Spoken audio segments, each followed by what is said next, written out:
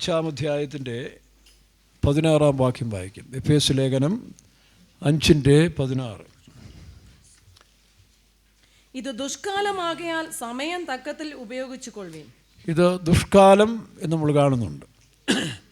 അപ്പോസ്തലനായ പൗലോസ് ഈ കാലത്തെപ്പറ്റി ദുഷ്കാലം അല്ലെങ്കിൽ ഈവിൾ ഡേയ്സ് എന്നാണ്, സാത്താൻ്റെ കാലങ്ങൾ എന്നാണ് അതിന് ഇംഗ്ലീഷിൽ പറയുന്നത്, ദുഷ്കാലം.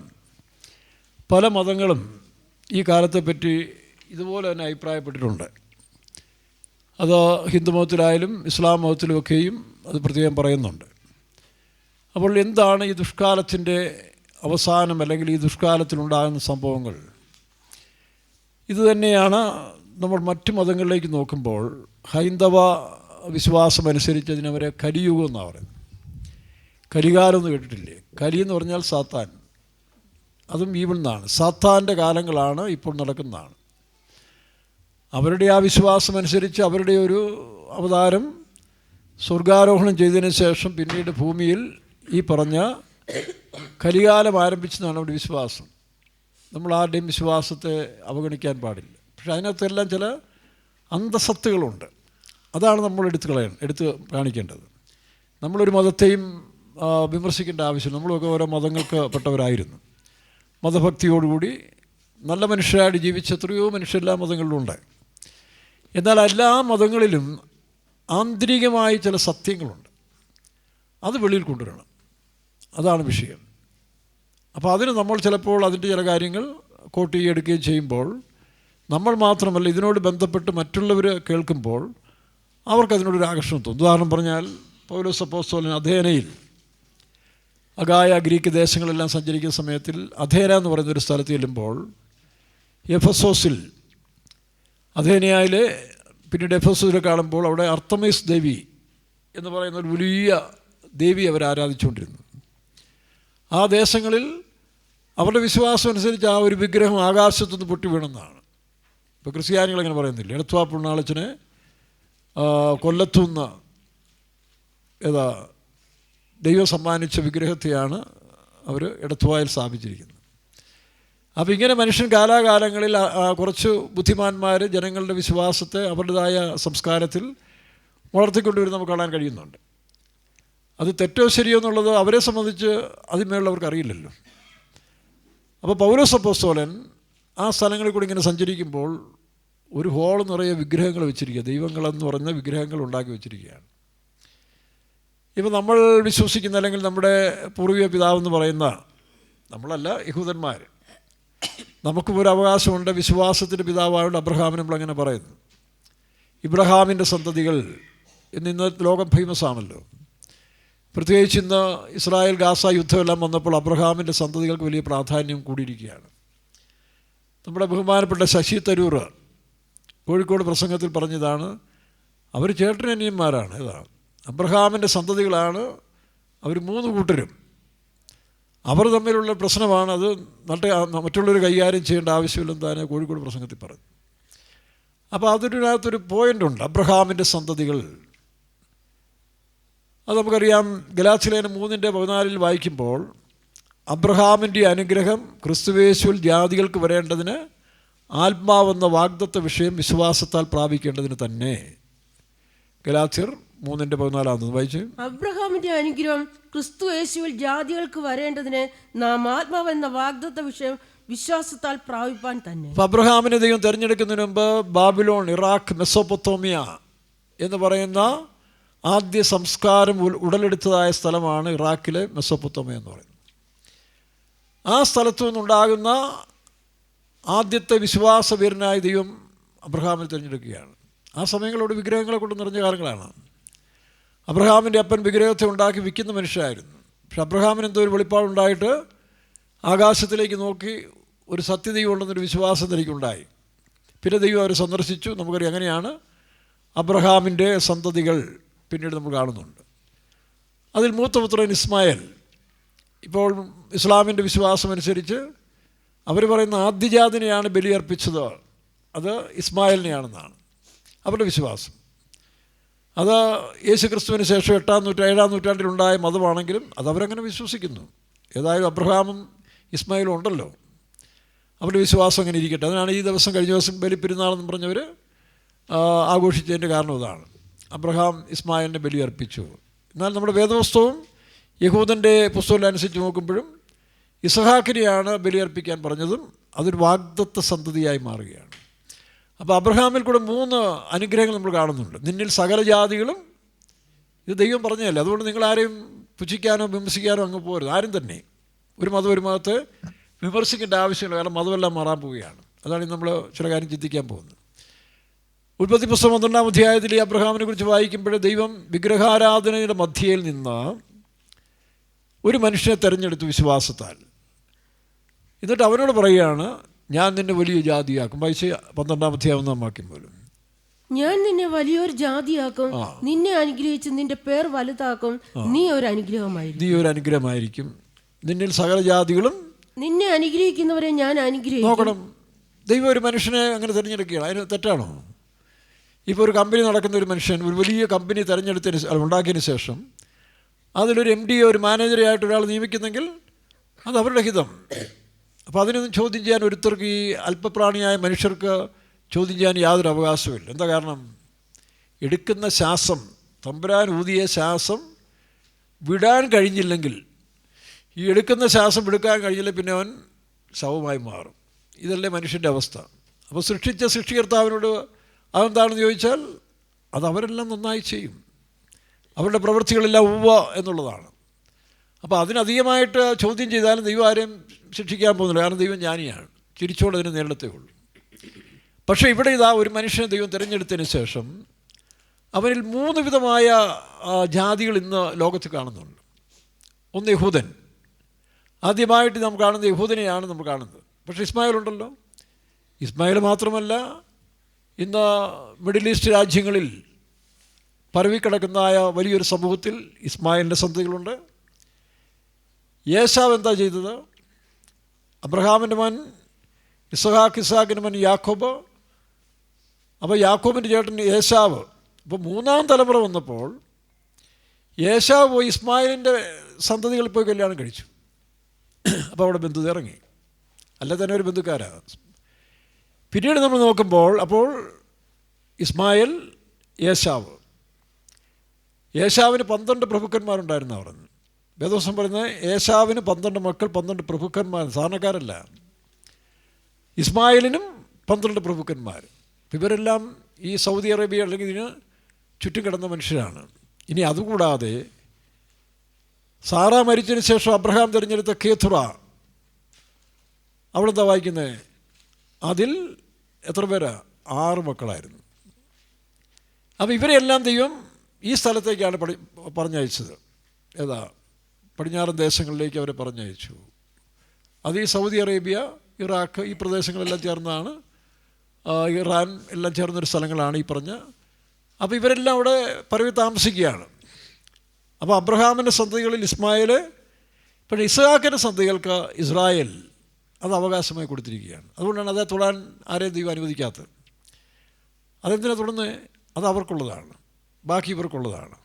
അപ്പോൾ അവരവരുടെ അവകാശത്തിന്മേൽ കൈകടത്തുമ്പോഴാണ് പ്രശ്നം വരുന്നത്. ഇപ്പോൾ ഇന്ത്യ സമാധാനമായി നടക്കുന്നൊരു രാജ്യമാണ്. ഇന്ത്യയെ ആക്രമിക്കാൻ വരുന്ന രാജ്യങ്ങളോട് മാത്രമാണ് ഇന്ത്യ പോരാടുന്നത്. ഇന്ന് വരെയുള്ള അനുഭവം നമുക്കറിയാമല്ലോ. അപ്പോൾ അതാരും സമ്മതിക്കില്ല. അപ്പോൾ അങ്ങനെ അബ്രഹാമിൻ്റെ സന്തതികളിൽ 2ആയി. ഒന്ന് ഇസ്മായിൽ അല്ലെ കേഥുറയുടെ മക്കൾ, അതെല്ലാം ഒന്നിച്ചു കൂട്ടാം. മറ്റൊന്ന് ഇസ്ഹാക്കിൻ്റെ സന്തതികൾ. അവിടെ കൊണ്ട് അവസ്ഥ ഇതെല്ലാം സാധാരണ ലൗകികമായ ലോകത്തിൽ കാണുന്ന സന്തതികളാണ്. എന്നാൽ 3-മതൊരു സന്തതികളെക്കുറിച്ച് പറയുന്നുണ്ട്.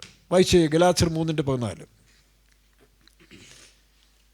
അബ്രഹാമിൻ്റെ അനുഗ്രഹം ക്രിസ്തുയേശുവിൽ ജാതികൾക്ക് വരേണ്ടതിന് ആത്മാവെന്ന വാഗ്ദത്ത വിഷയം വിശ്വാസത്താൽ പ്രാപിക്കേണ്ടതിന് തന്നെ.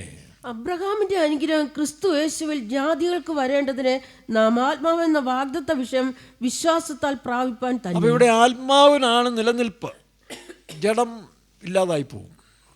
ഏത് സന്തതികളുടെയും ജഡമില്ലാതായി പോവും. ആത്മാവോ നിലനിൽക്കും. ബ്രഹ്മമയോ എന്നൊക്കെ പറയുന്നത് ആത്മാവിനോട് ബന്ധപ്പെട്ടതാണ്. ആത്മാവ് ബ്രഹ്മത്തോട്, ദൈവത്തോട് ചേരുന്ന, ഇതൊക്കെ എല്ലാ മതങ്ങളും വിശ്വസിക്കുന്ന കാര്യങ്ങളല്ലേ. അപ്പോൾ ഇതിൻ്റെ റിയാലിറ്റി, ഒറിജിനാലിറ്റിയാണ് നമ്മൾ കണ്ടുപിടിക്കേണ്ടത്. ഇന്ന് മതങ്ങൾ ഒരുപാടുണ്ട്. ഹിന്ദുമതം, ക്രിസ്തുമതം, ഇസ്ലാം മതം, പിന്നെ പല മതങ്ങളുണ്ടല്ലോ. പക്ഷേ ഇതിലെല്ലാം ഒരു ദൈവം എന്ന് പറയുന്ന ഒരു കോൺസെപ്റ്റ് സത്യമുണ്ടല്ലോ. അപ്പോൾ അതിലേതാണ് റിയാലിറ്റി, ഏതാണ് സത്യം? ഇതെല്ലാ മതങ്ങളിലും ഈ സത്യങ്ങളെക്കുറിച്ച് പറയുന്നുണ്ട്. അതാ രസം. എല്ലാ മതങ്ങളിലും ഈ സത്യങ്ങൾ ഒളിഞ്ഞു കിടപ്പുണ്ട്. പക്ഷെ പിന്നീട് വന്ന ഉപദേഷ്ടാക്കന്മാർ, റബിമാർ, പിന്നെ മുസ്ലിയാർ, പുരോഹിതന്മാർ, മാർപ്പാപ്പമാർ, ഇങ്ങനെ കാലാകാലങ്ങളിൽ മത നേതാക്കന്മാർ വന്ന് അവരുടെ പ്രസ്ഥാനത്തെ കുറേ കൂടെ വിപുലീകരിച്ച് വളർത്തിയെടുക്കാൻ അവർ ഇറക്കിയ ആയത്തുകൾ, ഡിഗ്രികൾ, കാനാനി അല്ലെങ്കിൽ അവരുടെ ഉപദേശങ്ങൾ, നിയമങ്ങൾ, ഇതാണ് ആകെ തകരാറിലായിപ്പോയത്. അത് പെന്തിക്കോസ് മിഷന് പോലും ഏതോ ചിലതൊക്കെ ഉണ്ടെന്ന് എനിക്കൊരു സംശയമുണ്ട്. അപ്പോൾ ഇതെല്ലാം മാറ്റി വീണ്ടും യഥാസ്ഥാനപ്പെടുത്തുന്നൊരു കാലമുണ്ട്.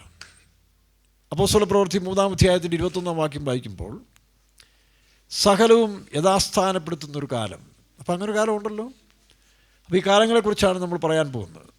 ഏതാ? ഹിന്ദുമതത്തിൽ അവർ 4 കാലങ്ങളാണ് പറയുന്നത്. ഒന്ന് സത്യകാലം, മറ്റൊന്ന് 4 കാലങ്ങളെ പറയുന്നുണ്ട്. സത്യകാലം, പിന്നെ മറ്റൊന്നെന്തോ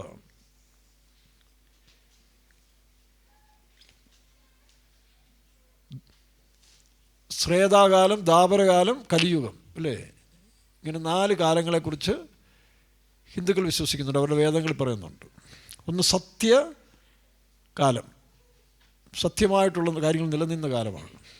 മറ്റൊന്ന് ശ്രേതാകാലം, മൂന്നാമത്തത് ദാപരയുഗം. ദാപരയുഗത്തിലാണ് കുരുക്ഷേത്ര യുദ്ധമൊക്കെ നടന്നതാണ് പറയുന്നത്. പിന്നീട് കലിയുഗം. ഇപ്പം 4 കാലങ്ങളായിട്ടവർ. എന്നാൽ ക്രിസ്തീയ വിശ്വാസം അനുസരിച്ച് നോക്കുമ്പോൾ 10 യുഗങ്ങളെയാണ് നമ്മൾ കാണുന്നത്.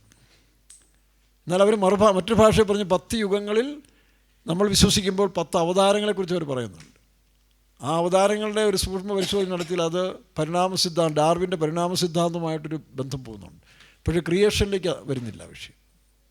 ക്രിയേഷനിലേക്ക് ശരിയായിട്ട് വരുന്നത് ബൈബിൾ തന്നെയാണ് പറയുന്നത്. അപ്പം ബൈബിൾ പറയുന്ന 10 യുഗങ്ങൾ ഏതൊക്കെയാണ്? ഒന്ന് ദൂതന്മാരുടെ കാലമാണ് നമ്മൾ കാണുന്നത്. മനുഷ്യനെ സൃഷ്ടിക്കുന്നതിന് മുമ്പ് തന്നെ ദൈവം ദൂതന്മാരെ സൃഷ്ടിച്ചായിട്ട് കാണുന്നുണ്ട്. ദൂതന്മാരുടെ കാലം. അതിൽ 4 വിധ ഗ്രൂപ്പുകളുണ്ടായിരുന്നു. ദൂതന്മാരെ സൃഷ്ടിക്കുമ്പോൾ 4 ഫോഴ്സുകളായിട്ടാണ്.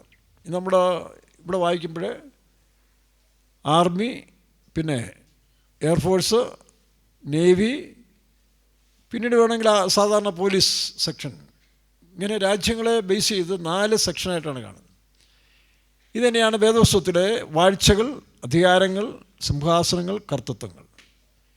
ഇന്ന് ലോകത്തിലെ എല്ലാ കാര്യങ്ങളിലും ഇടപെട്ട് പ്രവർത്തിക്കുന്ന ഈ 4 ശക്തികളാണ്. ഒന്നുകിൽ ദൈവത്തിൻ്റെ ആത്മാവ്, അല്ലെങ്കിൽ വീണുപോയ ദൂതൻ്റെ ആത്മാവ്. അപ്പോൾ ഈ ദൂതന്മാരെന്ന് പറയുന്ന 4 കൂട്ടരുണ്ട്. അതിലൊന്നാണ് യെശയ്യാപ്രവചനം 14-ാം അധ്യായത്തിൽ വായിക്കും ലൂസിഫർ. ഇന്ന് ലൂസിഫറിനെ എല്ലാവർക്കും നന്നായിട്ട് അറിയാം, അല്ലേ? ലൂസിഫറിനെ ഉയർത്തിക്കൊണ്ടുവരുന്നൊരു കാലമാണിപ്പം. അപ്പം ലൂസിഫർ എന്ന് പറയുന്ന അവനാണ് ഭരണത്തിൻ്റെ മേൽ വാഴ്ചകൾ അല്ലെങ്കിൽ വാഴുന്നവൻ.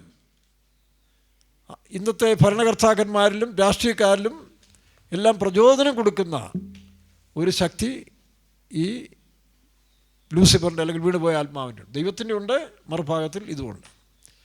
ഇതിലേതാണ് അധികാരികൾ തിരഞ്ഞെടുക്കുന്നത് അതനുസരിച്ചായിരിക്കും കാര്യങ്ങൾ മുന്നോട്ട് പോകുന്നത്. അത് നമ്മളായാലും അങ്ങനെയാണ്. ഇപ്പോൾ ദൈവത്തിൻ്റെ പ്രധാന അപ്പോസ്തലനായ പത്രോസ് കണ്ടില്ലേ? ഒറ്റ സെക്കൻഡ് കൊണ്ട് അവൻ പിശാചായി മാറിയില്ല, അല്ലേ? യേശു ക്രിസ്തുവിനോട് തന്നെ പറഞ്ഞു, കർത്താവ് നിനക്ക് സംഭവിക്കാൻ പാടില്ല. ക്രൂശീകരണത്തെക്കുറിച്ച് യേശു പറഞ്ഞപ്പോൾ പത്രോസ് പറഞ്ഞു, നിനക്ക് സംഭവിക്കാൻ പാടില്ല. അപ്പോൾ യേശു പത്രോസിനെ വിളിച്ചെന്താ? ഇന്നലെ വിളിച്ച കേഫാവെന്നാ, നീ പാറയാന്നോ? ഇന്ന് വിളിച്ചത് പിശാചേ, ഇല്ലയോ, ലെറ്റ് ബിഹൈൻഡ് മീ, പോടാ എൻ്റെ പിന്നാലെ പോകാൻ പറഞ്ഞു. നീ പത്രോസിനോടല്ല, പത്രോസിൽ കൂടെ കയറിയ പിശാചിനോട് പറയാണ്, പുറകെ നിൽക്കടാ, നിന്നെ ആവശ്യമുണ്ട്. ഇപ്പോൾ പൗലോസ് തന്നെ എന്ത് ചെയ്തു? ഒരിക്കൽ ഒരു മനുഷ്യനെ സഹിക്കാതെ വയ്യാവുന്നപ്പോൾ അവനെ പിശാചിൻ്റെ കയ്യിൽ ഏൽപ്പിച്ചു കൊടുത്തു. കേട്ടോ, പിശാചിൻ്റെ കയ്യിൽ ഏൽപ്പിച്ചു കൊടുത്തു. പിശാച് അവനെ ശരിയാക്കി. ഇപ്പോൾ വാസ്തവത്തിൽ നമ്മൾ പറയുന്ന ഓർഡർ കേൾക്കാൻ പിശാചിന് വലിയ ഇഷ്ടമാണ്. ഞാനൊരിക്കലൊന്ന് പ്രയോഗിച്ച് നോക്കി കേട്ടോ. ഒരു സഭയിലിരിക്കുമ്പോൾ സഹിക്കാൻ വയ്യാത്ത ഒരാൾ, എപ്പോഴും ഇടർച്ച ഉണ്ടാക്കുന്ന ഒരാളുണ്ടായിരുന്നു. വിശ്വാസിയല്ല, ഞങ്ങളുടെ സ്റ്റാഫിൽപ്പെട്ട ഒരാളായിരുന്നു. കുറേ കാലങ്ങളായിട്ട് സെൻട്രൽ പാസ്റ്ററെയോ കൂടെയുള്ള വേലക്കാരനെ ഒന്നും ശരിയായി അനുസരിക്കാതെ ഇങ്ങനെ ഒരു പ്രത്യേക സ്പിരിറ്റ് പോയിക്കൊണ്ടിരുന്നൊരു കാര്യമുണ്ട്. പലരും അവരങ്ങ് വിശ്വസിക്കുകയും ചെയ്തു. പക്ഷേ ഞാൻ മനസ്സിലാക്കിയത് വേറൊരു ആത്മാവെന്ന് മനസ്സിലാക്കി. പക്ഷേ ഒരുപാട് നന്മപ്രവൃത്തി യഥാവരസം നന്മപ്രവൃത്തികൾ ചെയ്തുകൊണ്ട് സാത്താൻ അവരെ വഞ്ചിക്കുകയായിരുന്നു. അപ്പോൾ ഞാനൊരു ദിവസം അറിയാതെ അറിഞ്ഞു അങ്ങനെ പ്രാർത്ഥനയിൽ പൊതുപ്രാർത്ഥന വിശ്വാസികളൊക്കെ ഉണ്ട്. ഞാൻ പറഞ്ഞു ഒരുപാട് വിളയാടരുത്, സാത്താനെ ഏൽപ്പിക്കുന്നു, ഇങ്ങനെ പറഞ്ഞു പോയതാണ്. അപ്പോൾ അവർ പറഞ്ഞു എന്നെ സാത്താനൊന്നും ചെയ്യത്തില്ലെന്ന് പറഞ്ഞു. അപ്പോൾ ഞാൻ പറഞ്ഞ സാത്താനെ എവരെ ഒന്ന് കൈകാര്യം ചെയ്താക്കാൻ പറഞ്ഞു. കട്ടപ്പന വെച്ചാൽ കേട്ടോ. ബെന്നി ഒന്നും ഉണ്ടായിരുന്നു എനിക്ക് സംശയമുണ്ട്. ബെന്നിയോടെ പഠിക്കുന്ന കാലമായിരുന്നു. ഇത്രയും അങ്ങനെ പറഞ്ഞു പോയി. പക്ഷേ എം ജെ മാത്യുവിനോട് പറഞ്ഞ് ഇടാ അങ്ങനൊന്നും പറയരുത് എന്ന് പറഞ്ഞാൽ ഞാൻ പറഞ്ഞു പോയി. പക്ഷെ എന്താ സംഭവിച്ചത്? 3 ദിവസം ഈ കക്ഷി ഒരു 6 5 അടി 10 അടി 15 എങ്കിലും ഉണ്ട് നീളം, നല്ല തടി, പുരുഷൻ്റെ പവറാണ്, ഒരാണായിട്ട് ജനിക്കേണ്ടതായിരുന്നു. പല ഗുണങ്ങളുണ്ട്. അപ്പോൾ എന്തു പറ്റി? അപ്പം തുടങ്ങി ഇവരുടെ മൈൻഡ് കൊലാപ്സായിപ്പോയി. ഇരിക്കണമെന്ന് തോന്നുമ്പോൾ നിൽക്കും, നിൽക്കണമെന്ന് തോന്നുമ്പോൾ കിടക്കുന്നു ഓടും, ഭക്ഷണം കഴിക്കണമെന്ന് തോന്നുമ്പം പെട്ടെന്ന് കഴിക്കാതിരിക്കും. ഇങ്ങനെ 2-3 ദിവസം കൊണ്ട് ആകെ അസ്വസ്ഥയായി വണ്ണവും കുറഞ്ഞ് ക്ഷീണിച്ച് പരുവക്കേടായിപ്പോയി. അപ്പോൾ സിസ്റ്റേഴ്സ് പറഞ്ഞു അമ്മച്ചി പ്രാർത്ഥിക്കേ, ഇപ്പോൾ തന്നെ വിളിച്ച് പ്രാർത്ഥിക്കുക. നമ്മളിത് പ്രാർത്ഥിച്ചു, പിശാചിൻ്റെ പാട്ടിന് പോയി. അപ്പോൾ അങ്ങനെ ഒരു സംഭവങ്ങളുണ്ടെന്ന് ഞാൻ പറയാം. അപ്പം ദൈവമക്കളോ പിശാചിനോട് ഓർഡർ ഇടാൻ ഇപ്പോഴും അങ്ങനെ അവൻ നേരത്തെ ദൂതനല്ലായിരുന്നു. ഇപ്പോഴും സൂക്ഷിച്ചു വേണം കേട്ടോ, തിരിച്ചടിക്കരുത്. ഇത് കേട്ടോണ്ട് നാളെ പോയി ഭാര്യയോട് ഭർത്താവിനോട് പോയി പിശാചിനെ കൈകാര്യം ചിലപ്പോൾ തിരിച്ചങ്ങ് അടിച്ചെന്നിരിക്കും. പക്ഷെ ഞാൻ അങ്ങനെ ഒരു പ്രാവശ്യം ചെയ്തോളൂ. പിന്നെ പാസ്റ്റർ എം ജെ മാത്യു പറഞ്ഞിടാ അത് വേണ്ട. അപ്പോൾ പിശാച് ഓർഡർ ഇടാൻ തക്കവണ്ണം പ്രാപ്തന്മാരായ നടത്തിപ്പുകാരോ അല്ലെങ്കിൽ ദൈവം പറഞ്ഞവന് ഇഷ്ടമാണ്. ഇപ്പോൾ പിശാചിനോട് യേശു പറഞ്ഞില്ലേ നീ യോബിനെ കൈകാര്യം ചെയ്തു, യോബിനെ കൈകാര്യം ചെയ്യാൻ ദൈവം പറഞ്ഞില്ലേ? അവൻ അത്രയേ ഉള്ളൂ. അവൻ ഇന്നും നമ്മുടെ കൂടെ നിൽക്കാനാണ് ഇഷ്ടം. പക്ഷേ അവനെ അടിച്ച് പുറത്താക്കിയതാണ് അവന് പ്രയാസം. അല്ലെങ്കിൽ അവൻ ഇന്നും ദൈവത്തിൻ്റെ പ്ലാൻ ചെയ്തേനാണ്. നിങ്ങളങ്ങനെ പിശാചെന്ന് പറഞ്ഞ് വലിയ സംഭവമായിട്ടൊന്നും എടുക്കാൻ പോകുന്നുണ്ട്. അവൻ പവറുള്ളവനാണ്. പക്ഷെ നിങ്ങൾ അതിനേക്കാൾ പവറാണ്. എപ്പോൾ നിങ്ങളിലുള്ളവൻ ലോകത്തുള്ളവനേക്കാൾ ഇത് മനസ്സിലാക്കിക്കോണം. അപ്പം ദൈവത്തിൻ്റെ സ്തോത്രം. അപ്പം ഞാൻ പറഞ്ഞത് അത്രയേ ഉള്ളൂ. അപ്പോൾ ഈ ലൂസിഫറാണ് ഇന്ന് ലോകത്തിൻ്റെ ഭരണ ഇതിലെല്ലാം നിയന്ത്രിക്കുന്ന മറ്റൊരു ശക്തി. കാരണം കർത്താവ് പറഞ്ഞില്ലേ ഈ ലോകം ദുഷ്ടൻ്റെ അധീനയിലാണ്. അവൻ യേശുവിനോട് പോലും പറഞ്ഞു നീ എന്നെ ആരാധിച്ചാൽ ഞാനിതൊക്കെയും. അപ്പം മനുഷ്യൻ്റെ കയ്യിലുണ്ടായിരുന്ന ഭൂമി അവൻ ചതിച്ച് സ്വന്തമാക്കി. എന്നാലേ കർത്താവായ യേശു ക്രിസ്തു വന്ന് മനുഷ്യൻ്റെ ആത്മാവിനെ നേടി. പക്ഷെ ഭൂമി ഇനിയും സ്വന്തമായില്ല. ശ്രദ്ധിച്ചോണം, ഭൂമി ഇപ്പോഴും സാത്താൻ്റെ അധീനെ കിടക്കുകയാണ്. ഇനി അത് വീണ്ടെടുക്കണം. സാത്താൻ്റെ അധീനമുള്ളതായ മനുഷ്യനെ കർത്താവ് കാൽവരി ക്രൂശിൽ തൻ്റെ ജീവൻ അർപ്പിച്ച് വീണ്ടെടുത്തെങ്കിലും മനുഷ്യനെ വീണ്ടെടുക്കണം. അതാണ് ഇനി സംഭവിക്കാൻ പോകുന്നത്. അല്ലെങ്കിൽ ലോകത്തെ വീണ്ടെടുക്കണം, രാജ്യം വീണ്ടെടുക്കണം. ഇപ്പോൾ രാജ്യം അവൻ്റെ അധീനയിൽ. അതുകൊണ്ടാണ് ഈ ദുഷ്ടതയെല്ലാം പെരുകിക്കൊണ്ടിരിക്കുന്നത്. കലിയുഗം എന്ന് പറയുന്നതിൻ്റെ കാരണം ഇതാണ്. അപ്പോൾ ഇതെങ്ങനെയാണ് ഇനി സംഭവിക്കാൻ പോകുന്നത്? ഇവിടെ നമ്മൾ കണ്ടു ഒരു ശക്തി ലൂസിഫർ യെശയ്യാപ്രവചനം 14-ാം അധ്യായത്തിൽ കാണുന്നുണ്ട്. എന്നാൽ ഈ മ്യൂസിക്, പാട്ട്, സംഗീതം, കവി ഇങ്ങനെയുള്ളതായ എൻ്റർടൈൻസ്, ആരാധന, വർഷിപ്പ് ഇതിൻ്റെ എല്ലാം വേറൊരു ഗ്രൂപ്പാണ്. അതാണ് എസെക്കിയേൽ 28-ാം അധ്യായത്തിൽ കാണുന്ന മറയ്ക്കുന്ന അല്ലെങ്കിൽ ഈ കെരൂബുകളെ കാണുന്നത്. അത് സോർ രാജാവിൽ കൂടി പ്രവർത്തിച്ചൊരു ശക്തിയാണ്. ഇപ്പോൾ നമ്മുടെ ക്രിസ്ത്യാനികൾ പോലും പറയത്തില്ലയോ എടത്വാ പള്ളിയിൽ വാഴുന്നോനെ, പുതുപ്പള്ളി വാഴുന്നോനെ എന്ന് പറഞ്ഞ് പാട്ടുകളൊക്കെ ഉണ്ടാക്കാറില്ലയോ, സ്തുതിഗീതങ്ങൾ ഉണ്ടാക്കത്തില്ലേ? അതുപോലെ മറ്റു മതക്കാരും ഈ വാഴ്ത്തൽ പാട്ടുകളുണ്ട്. അത് ഇത് ഇല്ലീഗലായിട്ട് വരുമ്പോൾ വ്യവസ്ഥയിൽ അതെല്ലാം സാത്താനാണ് അക്സെപ്റ്റ് ചെയ്യുന്നത്. അപ്പോൾ രണ്ടാമത്തെ ശക്തി മ്യൂസിക്, ആരാധന. അതുകൊണ്ടാണ് ഈ ഫിലിം സ്റ്റാർസിനോട്, സിംഗേഴ്സിനോട് ഇപ്പം ഗാനഗന്ധർവൻ യേശുദാസ് ആ പാട്ട് ഗാന്ധർവം ഇല്ലയോ, ഗന്ധർവം എന്നുള്ളത് ഒരു നാളുണ്ടായിരുന്നു. അഫ്ഗാനിസ്ഥാനിലുള്ളൊരു പേരാണ് ഗന്ധർവം. ഗാന്ധീവ് എന്നൊക്കെ പറയുന്നില്ലേ, കണ്ടഹാർ എന്നൊക്കെ പറയുന്ന ആ സ്ഥലം അഫ്ഗാനിസ്ഥാനായിരുന്നു. അവിടെ നിന്നാണ് ഇവർ ഈ പറയുന്ന കാന്ധാരി ഭീഷ്മരുടെയോ ഭാര്യയായിരുന്ന ആ സ്ത്രീ അവിടെ നിന്ന് അവിടുന്ന്. ആ ദേശത്തിലെ സ്ത്രീകളെല്ലാം ഭയങ്കര സുന്ദരികളും ബുദ്ധിശാലികളുമാണെന്നാണ് പറയുന്നത്. അപ്പോൾ അപ്പോൾ അതിനെയാണ് അഫ്ഗാനിസ്ഥാനിലെ കണ്ടഹാർ, ഗാന്ധാരി, ഗന്ധർവ് എന്നൊക്കെ പറയുന്നത്. അപ്പോൾ അവിടുത്തെ പാട്ടുകാർക്ക് അല്ലെങ്കിൽ ആ ഒരു പാട്ടിൻ്റെ ഉയർന്ന സ്റ്റേജിലേക്കാണ് അതിൻ്റെ പേര് ഗന്ധർവം. ആ പേരാണ് യേശുദാസിന് ഇട്ടുകൊടുത്തത്. അപ്പോൾ ഇതിൻ്റെ പിന്നിൽ പ്രവർത്തിക്കുന്നത് ദൈവം മനുഷ്യർക്കെല്ലാം നേരെയായ ഗിഫ്റ്റ് കൊടുക്കുമ്പോഴും ഈ പറഞ്ഞ ഗിഫ്റ്റുകൾ ഈ വീണുപോയ ദൂതൻ്റെ സംഭാവനയാണ്. അതുകൊണ്ടാണ് ഇവർ ഈ ചില പൂജകളൊക്കെ നടത്തുന്നത്. വെള്ളത്തിലിറങ്ങിയ ചില പ്രസാദ പൂജകളും. ഇപ്പോൾ ക്രിസ്ത്യാനിയായ യേശുദാസിനെ നോക്കി ആ ഒരു സംഗീതത്തിൻ്റെ ലയത്തിൽ പോയി കഴിഞ്ഞപ്പോൾ വാസ്തവത്തിൽ താൻ യേശുക്രിസ്തുവിനെയും ദൈവത്തെയും മാത്രം ആരാധിക്കേണ്ടവനാണ്. പക്ഷെ തൻ്റെ മനസ്സ് മാറിപ്പോയി.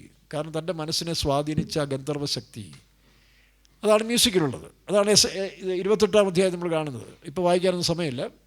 എസെക്കിയേൽ 28-ാം അധ്യായത്തിൽ 2ാമത്തെ ഗ്രൂപ്പുണ്ട്. അപ്പോൾ വാഴ്ചകൾ അധികാരങ്ങളുടെ പിന്നിൽ 14-ാം അധ്യായത്തിലെ ദൂതന്മാരും ഈ പാട്ട്, സംഗീതം, ഇങ്ങനെയുള്ള കാര്യങ്ങളെല്ലാം കാണുന്നത് അങ്ങനെയല്ലേ. പാട്ടിൽ വീണു പോവല്ലേ മനുഷ്യർ, പാട്ടിൽ വീണു പോവുകയാണ്, കുടുംബങ്ങൾ തകരുകയാണ്. മറ്റുള്ളവർ പാട്ടുകളിൽ പോയി വീണുപോയി എന്ന് പറയത്തില്ല. അഭിനയങ്ങളിൽ ഇപ്പം മോഹൻലാലൊക്കെ 78-ൽ വരുമ്പോൾ എനിക്ക് ഓർമ്മയുണ്ട്. അന്നൊക്കെ ഞാൻ സിനിമ കാണുന്ന വ്യക്തിയാണ്. സിനിമ കാണുന്ന മാത്രമല്ല, ഉദയ സ്റ്റുഡിയോ ആയിട്ട് എനിക്കൊരു ബന്ധമുണ്ടായിരുന്നു.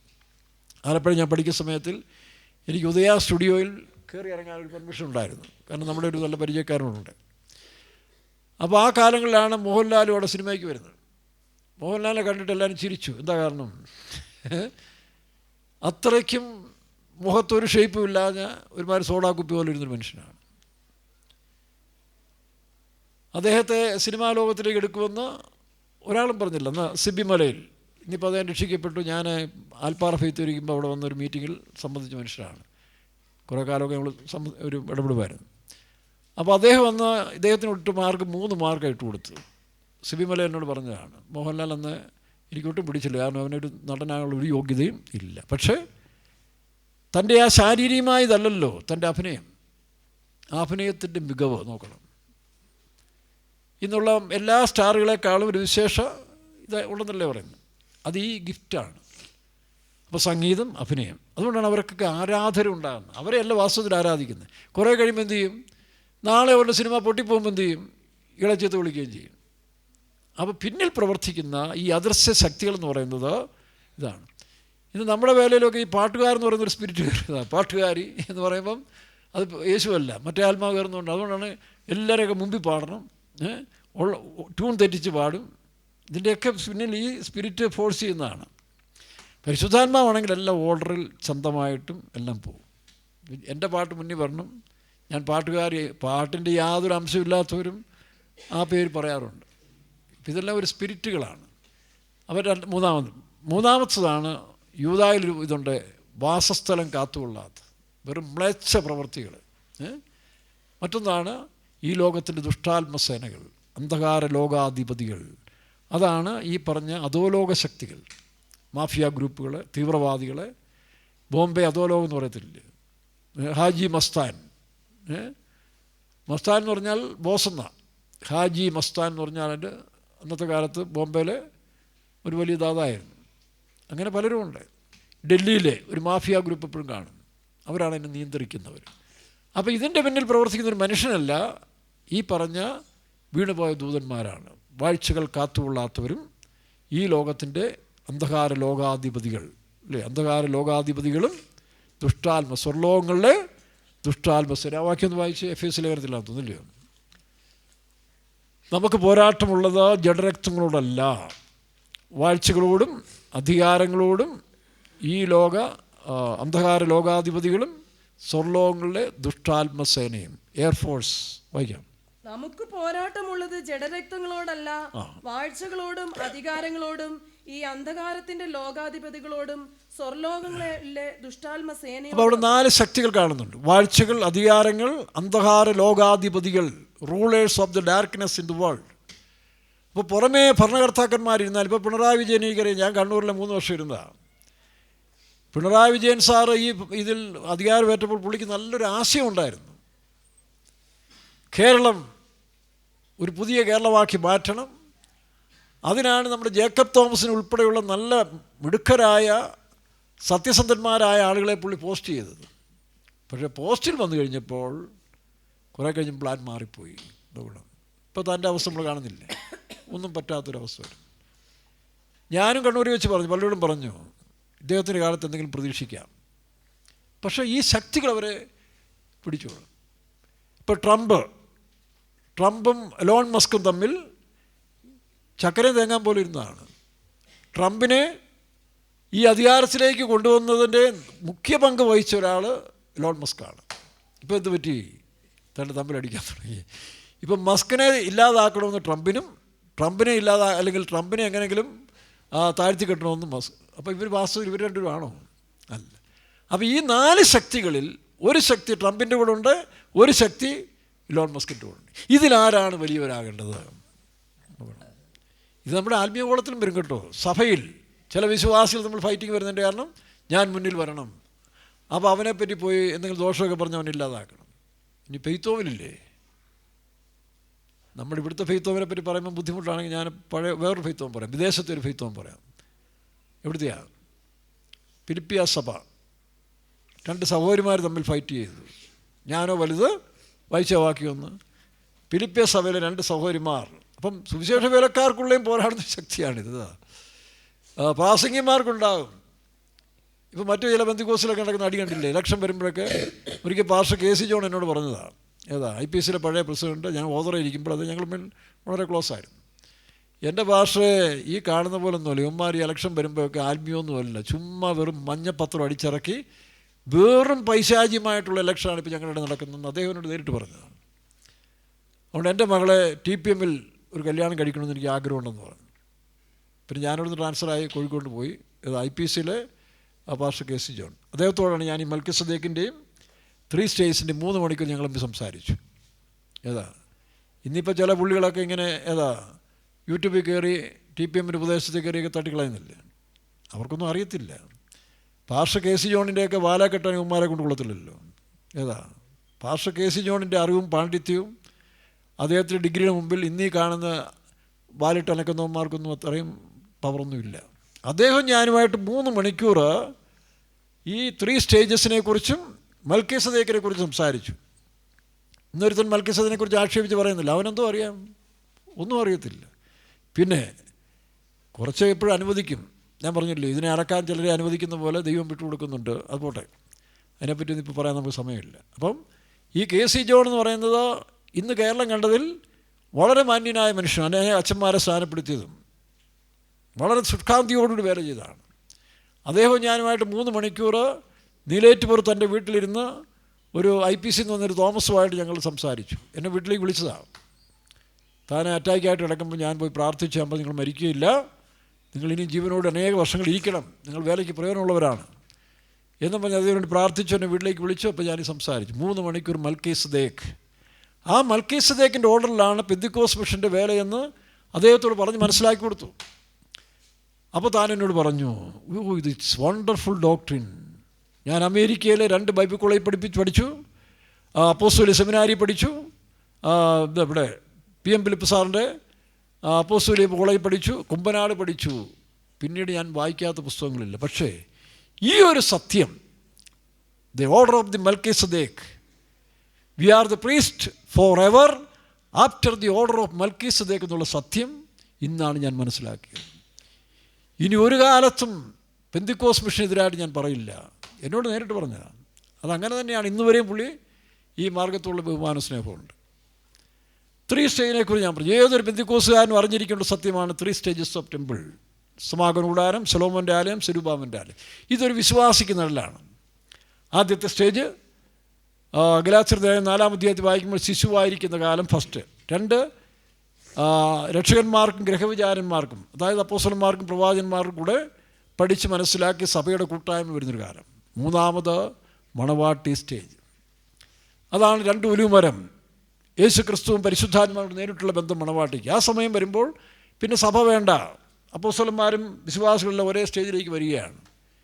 ഇത് ഞാൻ അവിടെ ഓതറയിൽ വെച്ച് പഠിപ്പിക്കുന്ന സമയത്തിൽ കുമ്പനാട്ടെ അന്നത്തെ ഇവരുടെ IPCയിലെ മേളിലിരുന്നായ TS എബ്രഹാം, പാസ്റ്റർ K എബ്രഹാമിൻ്റെ മകൻ TS എബ്രഹാം, ഇന്നത്തെ വത്സ എബ്രഹാമിൻ്റെ അപ്പൻ, പിതാവ്, അദ്ദേഹം ഞാനിറക്കിയ കലണ്ടർ ഈ 3 സ്റ്റേറ്റ്സിൻ്റെ കലണ്ടർ എന്നോട് പറഞ്ഞു 1000 കലണ്ടർ എനിക്ക് തരണമെന്ന് പറഞ്ഞു കേട്ടോ.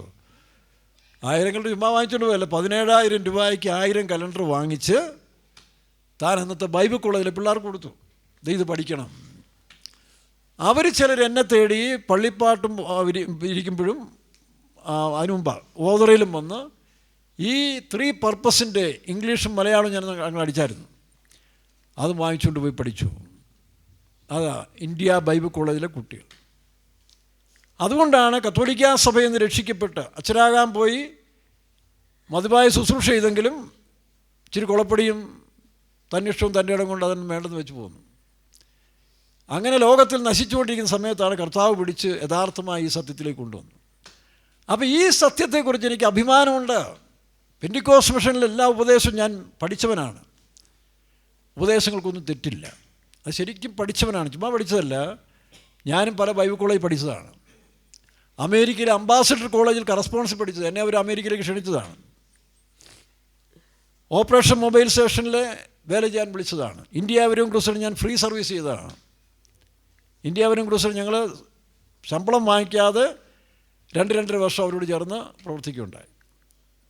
അന്ന് ജോർജ് സാറായിരുന്നു. ഒരു ജോസഫ് അദ്ദേഹവും ഞാനന്ന് പഠിക്കുന്ന സമയത്ത് ആലപ്പുഴയിലെ IIT ഇലക്ട്രോണിക്സ് എഞ്ചിനീയറിംഗ് പഠിക്കുന്ന സമയത്തായിരുന്നു. ഫ്രീ ആയിട്ട് സേവനം ചെയ്യുമായിരുന്നു. സുവിശേഷ പ്രവർത്തനം. അന്നത്തെ കാലത്തിൽ AG ചർച്ചിലെ ചർച്ച് ഓഫ് ഗോഡിൽ പാസ്റ്റർ M.E. ചാക്കോ, പാസ്റ്റർ അദ്ദേഹം ഒരു പാസ്റ്റർമാർ മറന്നുപോയി, ഞങ്ങളൊന്നിച്ച് എത്രയോ മീറ്റിങ്ങിൽ, അങ്ങനെ പല ഗ്രൂപ്പിൽപ്പെട്ട ആളുകൾ AGയിലെ. പക്ഷേ അവർക്കാർക്കും അന്ന് സംശയമില്ലാത്ത സത്യങ്ങൾ ഇന്ന് ചില പുള്ളികൾക്ക് പറയുന്നെങ്കിൽ ഉപദേശങ്ങളോട് ഇവർക്കാർക്കും എതിർത്തിരിക്കാനൊക്കത്തില്ല. പക്ഷേ ജീവിതത്തിൽ തെറ്റുകളോ കുറ്റങ്ങളോ പലർക്കും പറ്റുന്നുണ്ട്. അതിപ്പോൾ എവിടെയാണ് പറ്റാത്തത്? ഏത് മനുഷ്യർക്കും തെറ്റുകൾ പറ്റാം. ഇപ്പോൾ കർത്താവായ യേശുവിൻ്റെ കൂടെ ഉണ്ടായിരുന്ന 2 ശിഷ്യന്മാരെ തന്നെ നോക്കിയേ. ഒന്ന് യൂദ, അവൻ കെട്ടിയാന്ന് ചത്തു. കിട്ടിയോ? യേശുവിൻ്റെ കൂടെ നടന്നവന് ഈ ഗതികേട് വന്നില്ലേ? യേശുവിൻ്റെ കൂടെ നേരിട്ട് നടന്നവന് കെട്ടിഞ്ഞാൻ നിർത്തും. പത്രോസ് 3.5 വർഷം അപ്പോസ്തലനായി വേല ചെയ്തപ്പോൾ സമയത്തിൽ 3.5 വർഷത്തിൻ്റെ അവസാനത്തിൽ വാളൂരി അവൻ്റെ കഴുത്ത് വെട്ടാൻ തുടങ്ങി. അപ്പോൾ പിന്നെ ഇതൊന്നും പെട്ടെന്ന് കിട്ടുന്നതല്ലിത്. ഇസ്രായേൽ ജനങ്ങളെ ശരിയായ രീതിയിൽ വളർത്തിയെടുക്കാൻ 40 വർഷമാണ് അവരെ മരുഭൂമിയിൽ കൂടെ നടത്തിയത്. എന്നിട്ടും ചുരുക്കം പേരേ ഉള്ളൂ. നോക്കണം, ദൈവം തമ്പുരാൻ നേരിട്ട് ഇസ്രായേലിനെ നടത്തിയിട്ട് പോലും ചുരുക്കം പേര് മാത്രമേ കനാനിൽ പ്രവേശിച്ചുള്ളൂ. ഇനി ഈ ബാജ ഓടിക്കുന്ന പുള്ളികളുടെ പേഴ്സണൽ ജീവിതം നോക്കിയാൽ എന്തെല്ലാം കുറേ അവർക്ക് കാണും. അതുകൊണ്ടല്ലേ നമ്മളൊരു കാര്യം, TPM-കാർ ഒരു കാര്യം പണ്ടേ ഞാൻ പറയാറുണ്ട്, നിങ്ങളെ കളത്തരുത്. നിങ്ങളെ ഉയർത്തുന്നതാണ് ദൈവം വല്ലവൻ്റെ കയ്യിൽ ഏൽപ്പിക്കുന്നത്. അതാ നിങ്ങൾ ആവശ്യമില്ലാത്ത കളത്തുകൾ. ഈയിടെ ഞാനൊരു ദേവദാസൻ്റെ പ്രസംഗം കേട്ടു. നമ്മുടെ ഒരാൾ 24 മണിക്കൂർ ഞങ്ങൾ വിശ്വാസികൾക്ക് വേണ്ടി ജാഗരിക്കുകയാണ്. അങ്ങനെ എല്ലാവരും കൊണ്ട് നോക്കുമോ? ഇല്ലല്ലോ. അപ്പോൾ ഇത് പൗലോസ് പറഞ്ഞൊരു വാക്യമുണ്ട്. അതാണ് പൗലോസ് പറയുന്നു, നിങ്ങളുടെ വിശ്വാസത്തിൻ്റെ കുറവ് തീർപ്പാൻ ഞങ്ങൾ രാവും പകലും പ്രാർത്ഥിക്കുന്നു. അത് കറക്റ്റാണ്. കാരണം രാത്രി പ്രാർത്ഥിക്കും. ഇപ്പം നമ്മുടെ പ്രാർത്ഥനയാണെങ്കിൽ രാവിലെ 4 മണിക്ക് സ്വതന്ത്ര പ്രാർത്ഥനയുണ്ട്, വൈകിട്ട് 10 മണിക്കുമുണ്ട്, പിന്നെ അത് കഴിഞ്ഞും പ്രാർത്ഥിക്കുന്നുണ്ട്. ഇപ്പം ഉറക്കം പോകുന്ന എന്നെപ്പോലുള്ള ചിലപ്പോൾ ഉറക്കം പോകും. ദിവസത്തിൽ രാത്രി കിടന്ന് ചിലപ്പോൾ 3 പ്രാവശ്യം എഴുന്നേക്കും. ഈ 3 പ്രാവശ്യം എഴുന്നേറ്റാലും പിന്നെ ഉറങ്ങണമെങ്കിൽ ചിലപ്പോൾ 1 മണിക്കൂർ കഴിഞ്ഞ് പിന്നെ എന്ത് ചെയ്യും? ധ്യാനിക്കും, പ്രാർത്ഥിക്കും, ചിലപ്പം ഓഡിയോ വചനം കേൾക്കും. നമുക്കതല്ലേ ഉള്ളൂ. അതൊരു ലഹരിയല്ലേ? അതിലൊരു ലഹരിയുണ്ട്. നമ്മുടെ ഈ മനസ്സും ഹൃദയത്തിലൊരു കെമിക്കൽ ആക്ഷൻസ് ഉണ്ട് കേട്ടോ, ശ്രദ്ധിച്ചോണം. ആ കെമിക്കൽ ആക്ഷൻ നമ്മൾ ഓപ്പറേറ്റ് ചെയ്താൽ ഒരു മദ്യപാനം വേണ്ട, ഒരു കള്ളം വേണ്ട, ചാരായം വേണ്ട. ഞാൻ പണ്ട് പറയാറില്ലയോ, പാലാക്കാർ പണ്ട് കൃഷിക്കാരിൽ വിദഗ്ധരായിരുന്നു. അവർ കൃഷി ചെയ്യാൻ പോകുന്നതിന് മുമ്പ് രാവിലെ പള്ളിയിൽ പോവും. എന്തിനാണ് നിങ്ങൾ കണ്ടില്ല ഈ കത്തോലിക്കരൊക്കെ രാവിലെ വെളുപ്പാൻ കാലത്ത് നിങ്ങൾ പോവോ? രാവിലെ വെളുപ്പാൻ കാലത്ത് ഈ എത്ര സ്റ്റെപ്പാണ്, ഓരോ പള്ളിയുടെ സ്റ്റെപ്പെന്ന് പറഞ്ഞാൽ എത്ര എണ്ണമാണ്. അത് ചവിട്ടി കയറുമ്പോൾ തന്നെ ഫിസിക്കൽ എക്സസൈസും ആകും. പിന്നെ വല്യന്മാരായാലും പള്ളിയിൽ പോകണമെന്നുള്ള ആഗ്രഹത്തിൽ കുർബാന കാണാൻ പോകുന്ന കൂട്ടത്തിൽ എക്സസൈസും നടക്കും. 2 കിലോമീറ്റർ 3 കിലോമീറ്ററൊക്കെ പള്ളിയിൽ നടന്ന് ആ സ്റ്റെപ്പും കയറി വരുമ്പോൾ ഒരു ആരോഗ്യ സുഖമൊക്കെ ഉണ്ടാകും. കൂട്ടത്തിൽ കുർബാനയിൽ നിന്ന് കിട്ടുന്ന ഒരു ലഹരി ഉണ്ടല്ലോ, പിന്നെ പോത്തില്ലല്ലോ. അപ്പോൾ മതങ്ങൾക്കൊരു ലഹരിയുണ്ട്, ദൈവികമായ അംശങ്ങൾക്കൊരു ലഹരിയുണ്ട്. അത് ഏത് വായിക്കോട്ടെ. ശബരിമല പോകുമ്പോൾ ഒരു ലഹരി ഉള്ളതുകൊണ്ടല്ലേ പോകുന്നത്. പക്ഷേ ഇതാ അതിനേക്കാൾ വലിയ ലഹരിയാണ്. അതുകൊണ്ടാണ് അന്ന് ശിഷ്യന്മാർ പെന്തിക്കോസ്തുകളിൽ ആത്മാവ് നിറഞ്ഞപ്പോൾ നിങ്ങൾ പുതുവീഞ്ഞ് അപ്പോൾ ഈ ലഹരി നിങ്ങൾ കളയാതിരുന്നാൽ നിങ്ങൾക്ക് ലോകത്തിൻ്റെ ഒരു ലഹരിയുടെ ആവശ്യമില്ല. ഇല്ലെങ്കിൽ പോയി കഞ്ചാവ് അടിച്ച് മയക്കുമരുന്ന് അടിച്ച് പലരെ പോലെ ഇപ്പം തകിടം പറഞ്ഞ് കിടക്കേണ്ടി വരും. ഇപ്പോൾ ഷൈൻ ചാക്കോയോ അല്ലയോ, അവൻ ഇറങ്ങിയ സമയത്തൊക്കെ എത്രയും നല്ല പയ്യനായിരുന്നു. ഇപ്പം മദ്യപാനത്ത് മയക്കുമരുന്ന് അടിമയായിപ്പോഴത്തേണ്ട പരിശോധനയാണ്. അതുകൊണ്ട് യൗവനക്കാർ ഓർത്തോണം, ഇതിനകത്തൊരു ലഹരിയുണ്ട്, ആത്മീയ. ഇപ്പം ഞാനൊക്കെ ഈ ലഹരി 45 വർഷമായിട്ട് അനുഭവിക്കുകയാണ്. ഈ സൗകര്യമാരൊക്കെ ചോദിച്ച് എത്ര ക്ഷീണം വന്നാലും ഞാൻ എൻ്റെ മുറിയിൽ കയറി ഒന്നുകിൽ താഴെ അല്ലെങ്കിൽ കട്ടിലിൽ ഇങ്ങനെ കിടക്കും, കുറേ നേരം ധ്യാനിക്കും. യേശുവിനെയും പുതിയ യെരൂശലേമും ദൈവിക സാന്നിധ്യവും വചനങ്ങളും ആത്മീയ വിഷയങ്ങളൊക്കെ ഇങ്ങനെ ധ്യാനിച്ച് വരുമ്പോൾ മരിക്കാറായി കിടക്കുന്ന സ്റ്റേജിൽ പോലും എൻ്റെ ഈ തള്ളവരലിൽ നിന്നൊരു ചെറിയ ടെലഫോൺ കറണ്ട് പോലും ഇങ്ങനെ കയറും. ആ ടെലഫോൺ കറണ്ട് പോലും ഇങ്ങനെ കയറി ഒരു 3-4 പ്രാവശ്യം ഒന്ന് ഫ്ലോ ചെയ്ത സമയത്തിൽ നമ്മൾ ഉഷാറായി. അങ്ങനെ ഞാൻ ഈ കാലങ്ങളൊക്കെ 88 മുതൽ ജീവിക്കുന്ന അങ്ങനെയാണ്. രാത്രിയിൽ എത്ര മണിക്കൂർ ഉറക്കം പോയാലും വിഷയമല്ല. ചില സമയത്ത് 2 മണിക്ക് എഴുന്നേറ്റ് പിന്നെ ഉറങ്ങത്തില്ല. എന്നാലും നമുക്കൊരു ബുദ്ധിമുട്ടില്ല, കാരണം മെഡിറ്റേറ്റ് ചെയ്യും. ഒരു യോഗ എന്ന് പറയുന്നത് നമ്മുടെ ഭാഷ മെഡിറ്റേഷനാണ്. എന്താ മെഡിറ്റേഷൻ ചെയ്യേണ്ടത്? ദൈവികമായ കാര്യം മെഡിറ്റേറ്റ് ചെയ്യണം. അത് ശീലിക്കണം. ഒരു യോഗയാണല്ലോ അഭ്യസനമല്ലേ. ഒരു ഫുട്ബോൾ പരിശീലനം വേണ്ടേ? ഒരു ബാസ്ക്കറ്റ് ബോൾ പരിശീലനമില്ല ചെയ്യാൻ നോക്കുമോ? അപ്പം നിങ്ങൾ ഈ ആവശ്യമില്ലാത്തതിന് പോയി പരിശീലിച്ച് സമയം കളയാതെ, ഇപ്പം ജിമ്മ് നല്ലതാണ് ഇല്ലയോ, ഒരു വർഷം ജിമ്മിൽ പോയി നല്ല എക്സസൈസ് ചെയ്ത് മസിലും പിടിപ്പിച്ചതിന് ശേഷം പിന്നീട് 1 മാസം എക്സസൈസ് എടുക്കാതിരുന്ന എന്ത് ചെയ്യും? അതിൻ്റെ റിയാക്ഷൻസ് ഉണ്ടാകും. മനസ്സിലായോ? ആ റിയാക്ഷനിൽ പിന്നീട് പ്രയാസങ്ങളുണ്ടാകും. ഇനി മറ്റൊരു സംഭവം ഉണ്ടായി. ഒരിക്കൽ മസിൽ പിടിപ്പിച്ച് ഒരുത്തൻ കല്യാണം കഴിച്ച സ്ത്രീയാണെങ്കിൽ പാവപ്പെട്ട് ആരോഗ്യം കുറഞ്ഞൊരു സൗകര്യം. ബാക്കി ഞാൻ പറയണ്ടല്ലോ. ആ സൗകര്യം അവസാനം രോഗിയായി എല്ലാം കൊളാപ്സായിപ്പോയി. അപ്പോൾ അത് നോക്കിക്കോണം. ആവശ്യമില്ലാതെ മസിൽ പെരുപ്പിക്കാൻ പോകരുത്. വേണം അതിന് കായികാധ്വാനം. ഞാൻ പാഠസ്ഥലത്തിരിക്കുമ്പോൾ ഇപ്പോഴാണ് നിങ്ങൾ ജിമ്മിൽ പോകുന്നതിന് പകരം പറമ്പിൽ കിളയ്ക്കുക, രാവിലെ പോയി കിളയ്ക്കുക, ഒരു വാഴ വയ്ക്കുക, നാളെ വേറൊരു വാഴ വയ്ക്കുക, ഗുണമില്ലേ? അപ്പോൾ ഈ പണിയൊന്നും ഇല്ലാത്തവർക്ക് പറ്റുന്നതാണ് എന്താ, ഇങ്ങനെ ജിമ്മിൽ പോവുക അല്ലെങ്കിൽ നടക്കാൻ പോവുക. ഇപ്പം ഞാനും ഇടയ്ക്ക് നടക്കാൻ പോയി. ഇപ്പം നടക്കാൻ പോകേണ്ട ആവശ്യമില്ല, കാരണം പറമ്പിൽ സമയമില്ല, ഇഷ്ടംപോലെ വാഴയുണ്ട്. അതുകൊണ്ട് അത് നോക്കി. അല്ലെങ്കിൽ ഇപ്പോൾ പിന്നെ നമ്മുടെ കെട്ടിടം പണി തുടങ്ങിയില്ലേ, ഹാളിൻ്റെ പണി തുടങ്ങിയപ്പോൾ ഇപ്പോൾ ഈ ദിവസങ്ങളൊന്നും ഞാൻ ആരെയും നിർത്തുന്നില്ലല്ലോ. വെള്ളം ഒഴിക്കാന്നൊക്കെ ഞാൻ തന്നെ, അല്ല 500 രൂപ ഒരാൾ കൊടുക്കണ്ടേ? അപ്പോൾ അത് വേണ്ട. നമുക്കങ്ങനെ വലിയ സാമ്പത്തികം ഇല്ലാത്തതുകൊണ്ട് നമുക്കത് എക്സസൈസും ആകും. പിന്നെ ഇടയ്ക്ക് സഹോദരന്മാർ വരുന്നുണ്ട്, രാവിലെ വന്ന് സഹായിച്ചിട്ട് പോകും. പിന്നെ ഇടയ്ക്കുള്ള ഞാനും ചെയ്യും. അപ്പോൾ എന്ന് പറഞ്ഞ പോലെ ഈ ആവശ്യമില്ലാത്ത വേസ്റ്റ് പണിക്ക് പോകാതെ മാറിപ്പോയിരുന്ന് അടിക്കുക, കാശും കളയണം, സ്വഭാവം മാറും. അതിനൊക്കെ നല്ലത് ഇതൊന്ന് ശീലിച്ചേ.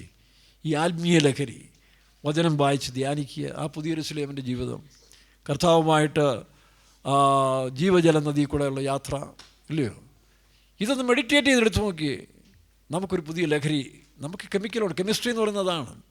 ഈ കെമിസ്ട്രി ഓഫ് ലവ് എന്ന് പറയുന്നത് അതൊരു പെണ്ണിനെ പോയി സ്നേഹിക്കണമെന്നൊന്നുമില്ല.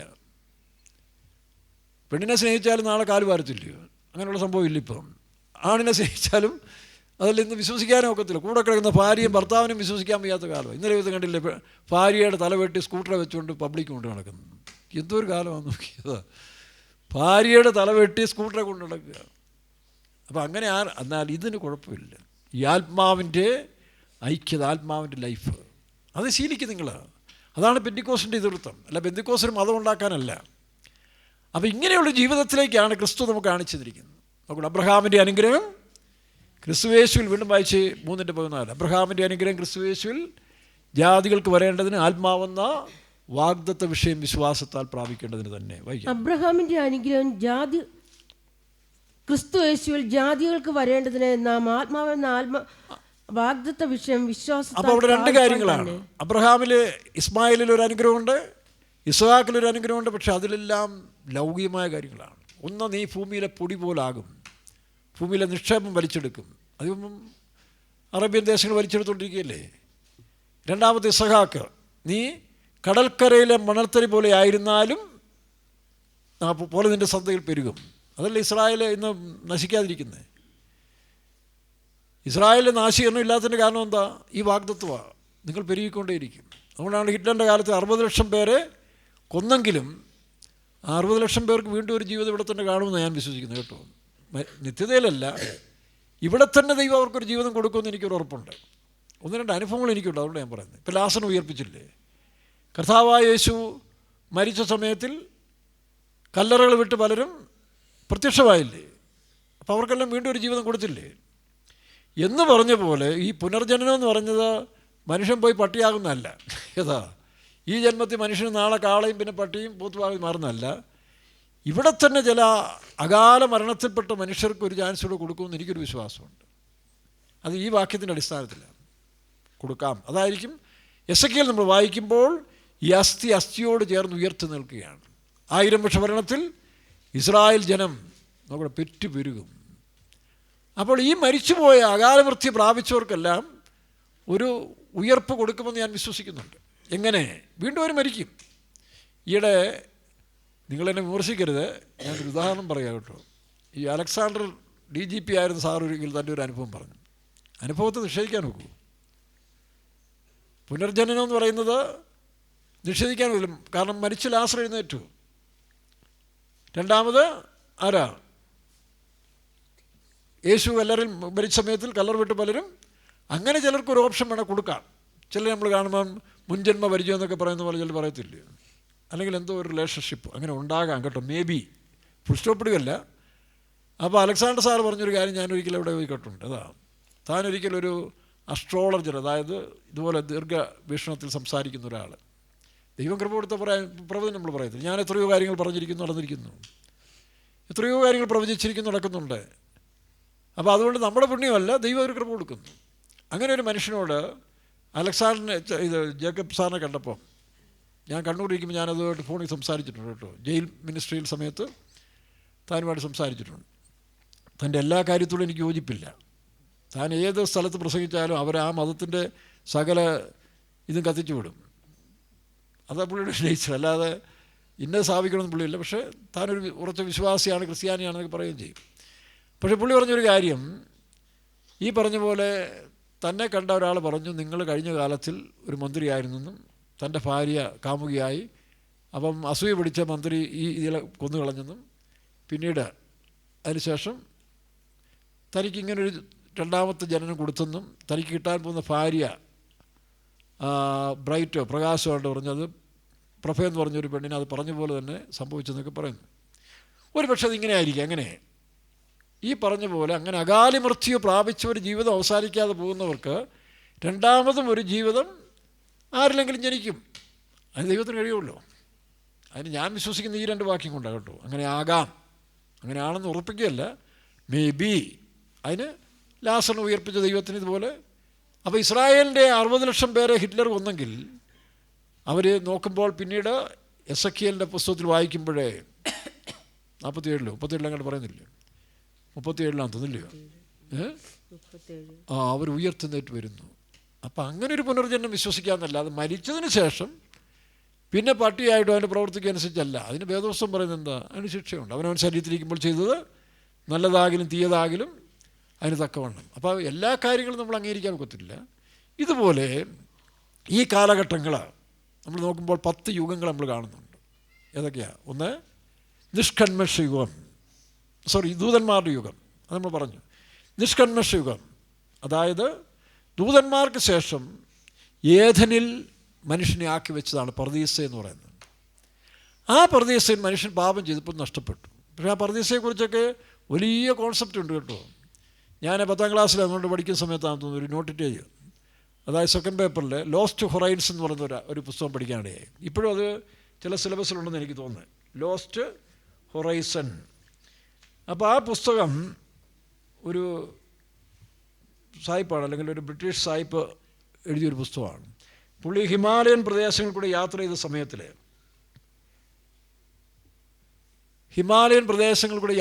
ചില സന്യാസിമാർ തന്നോട് ചില കാര്യങ്ങൾ പറഞ്ഞു കേൾപ്പിച്ചു. അതിൻ്റെ അർത്ഥം ഇനി വരാൻ പോകുന്നൊരു നല്ല യുഗമുണ്ട്, ഒരു ലോകമുണ്ട്.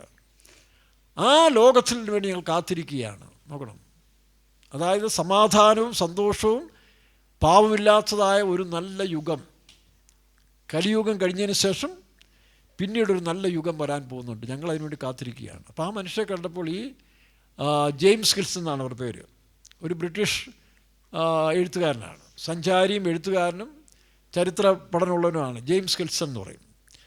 അപ്പോൾ അദ്ദേഹം ഇവരുമൊക്കെ ഈ ടിബറ്റൻ മേഖലയിൽ സന്യാസിമാരുമൊക്കെ സംസാരിച്ചപ്പോൾ അവർ സത്യദൈവത്തെ വിശ്വസിക്കുന്നവരാണ്, വിഗ്രഹങ്ങളെ ആരാധിക്കുന്നവരല്ല.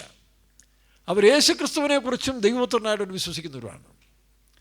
അപ്പോൾ അങ്ങനെ ഒരു ലോസ്റ്റ് ഹൊറൈസൺ എന്നതിൻ്റെ പേര്, നഷ്ടപ്പെട്ട ചക്രവാളം. അപ്പോൾ ആ കാലഘട്ടത്തിൽ ജീവിക്കുന്ന മനുഷ്യർക്ക് ദീർഘായസ്സുണ്ട്, ഒരുപാട് ആയസ്സാണെന്ന് പറയുന്നത്. അവിടെ ഈ പറഞ്ഞ പോലെ സമാധാനവും സന്തോഷവും നമ്മുടെ യെശയ്യാപ്രവചനം 11-ാം അധ്യായത്തിൽ കാണുന്ന ആ കാര്യങ്ങളെല്ലാം പുസ്തകത്തിൽ ബന്ധപ്പെട്ട് പറയുന്നു. പക്ഷെ അവിടുന്ന് വെളിയിൽ പോയാൽ, അവിടുന്ന് പിന്നെയും വെളിയിൽ പോവുകയാണെങ്കിൽ അവർ പഴയ പോലെ ആകും. അതിന് പുള്ളി ഒരു എക്സാമ്പിൾ അതിനകത്ത് എഴുതിയിരിക്കുന്നത് ഇങ്ങനെയാണ്: ഒരു പ്ലെയിൻ ആക്സിഡൻറ്റിൽ ഒരു ഭാര്യയും ഭർത്താവും ഈ പറഞ്ഞ സ്ഥലത്തേക്ക് വീണു. ഇത് അതിനോട് എക്സാജറേഷൻ കാണിച്ചാണ്. അപ്പോൾ ഈ പറഞ്ഞ പറുദീസയിലേക്ക് വീണ് കഴിഞ്ഞപ്പോൾ ഇവർക്ക് വയസ്സ് 19-22 വയസ്സേ ഉള്ളൂ. കല്യാണം കഴിഞ്ഞ് ഇങ്ങനെ കറങ്ങാൻ പോയതാണ്. അപ്പോൾ അവിടെ ചെറിയ പ്ലെയിന് അതിനകത്ത് വീണു. പക്ഷെ പുറംലോകത്തേക്ക് പോകാനൊക്കത്തില്ല.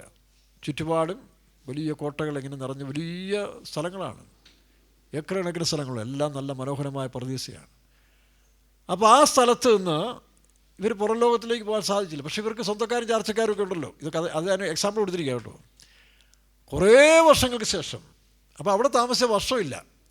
നമ്മളിവിടെ 365 ദിവസം എണ്ണി പോകുന്ന പോലെ അവിടെ വർഷങ്ങളൊന്നുമില്ല. 18 വയസ്സുകാരൻ 18 വയസ്സുകാരനായിരിക്കും, 20 വയസ്സുകാരൻ ആ ഒരു ഇതിൽ തന്നെ ഇരിക്കും. അങ്ങനെ കുറേ വർഷങ്ങൾക്ക് ശേഷം ഇവർക്കൊരു ആഗ്രഹം തോന്നി, എങ്ങനെങ്കിലും പഴയ സ്വന്തക്കാലത്തേക്ക് പോകണം. അങ്ങനെ അവർ പതുക്കെ ഏതൊരു സന്ദർഭത്തിൽ വെളിയിൽ വന്നപ്പോൾ നോക്കുമ്പം ഒരു മുത്തച്ഛനുമായിട്ട് മാറി. കാരണം കുറേ വർഷങ്ങൾ 10, 60, 70 വർഷങ്ങളായി ഇതിനകത്ത് ജീവിക്കുക, അറിഞ്ഞില്ല. പുറത്ത് വന്നപ്പോൾ ആ പഴയ രൂപം. അതിൻ്റെ അർത്ഥം ആ പറുദീസയുടെ ക്വാളിറ്റിയെ വെളിപ്പെടുത്താൻ വേണ്ടി എഴുതിയ ഒരു എക്സാമ്പിളാണത്. അപ്പോൾ അങ്ങനെ ഒരു പറുദീസാലോകം ഇല്ലേ? എല്ലാ മതങ്ങളും വിശ്വസിക്കുന്നുണ്ട്. അതാണ് ഞാൻ നേരത്തെ പറഞ്ഞ ഈ പറഞ്ഞ ഹിന്ദുക്കൾ വിശ്വസിക്കുന്ന സത്യയുഗം. അന്ന് ഏഥനിലെ നിഷ്കന്മഷ യുഗത്തെയാണ് അവർ സത്യയുഗം എന്ന് പറയുന്നത്.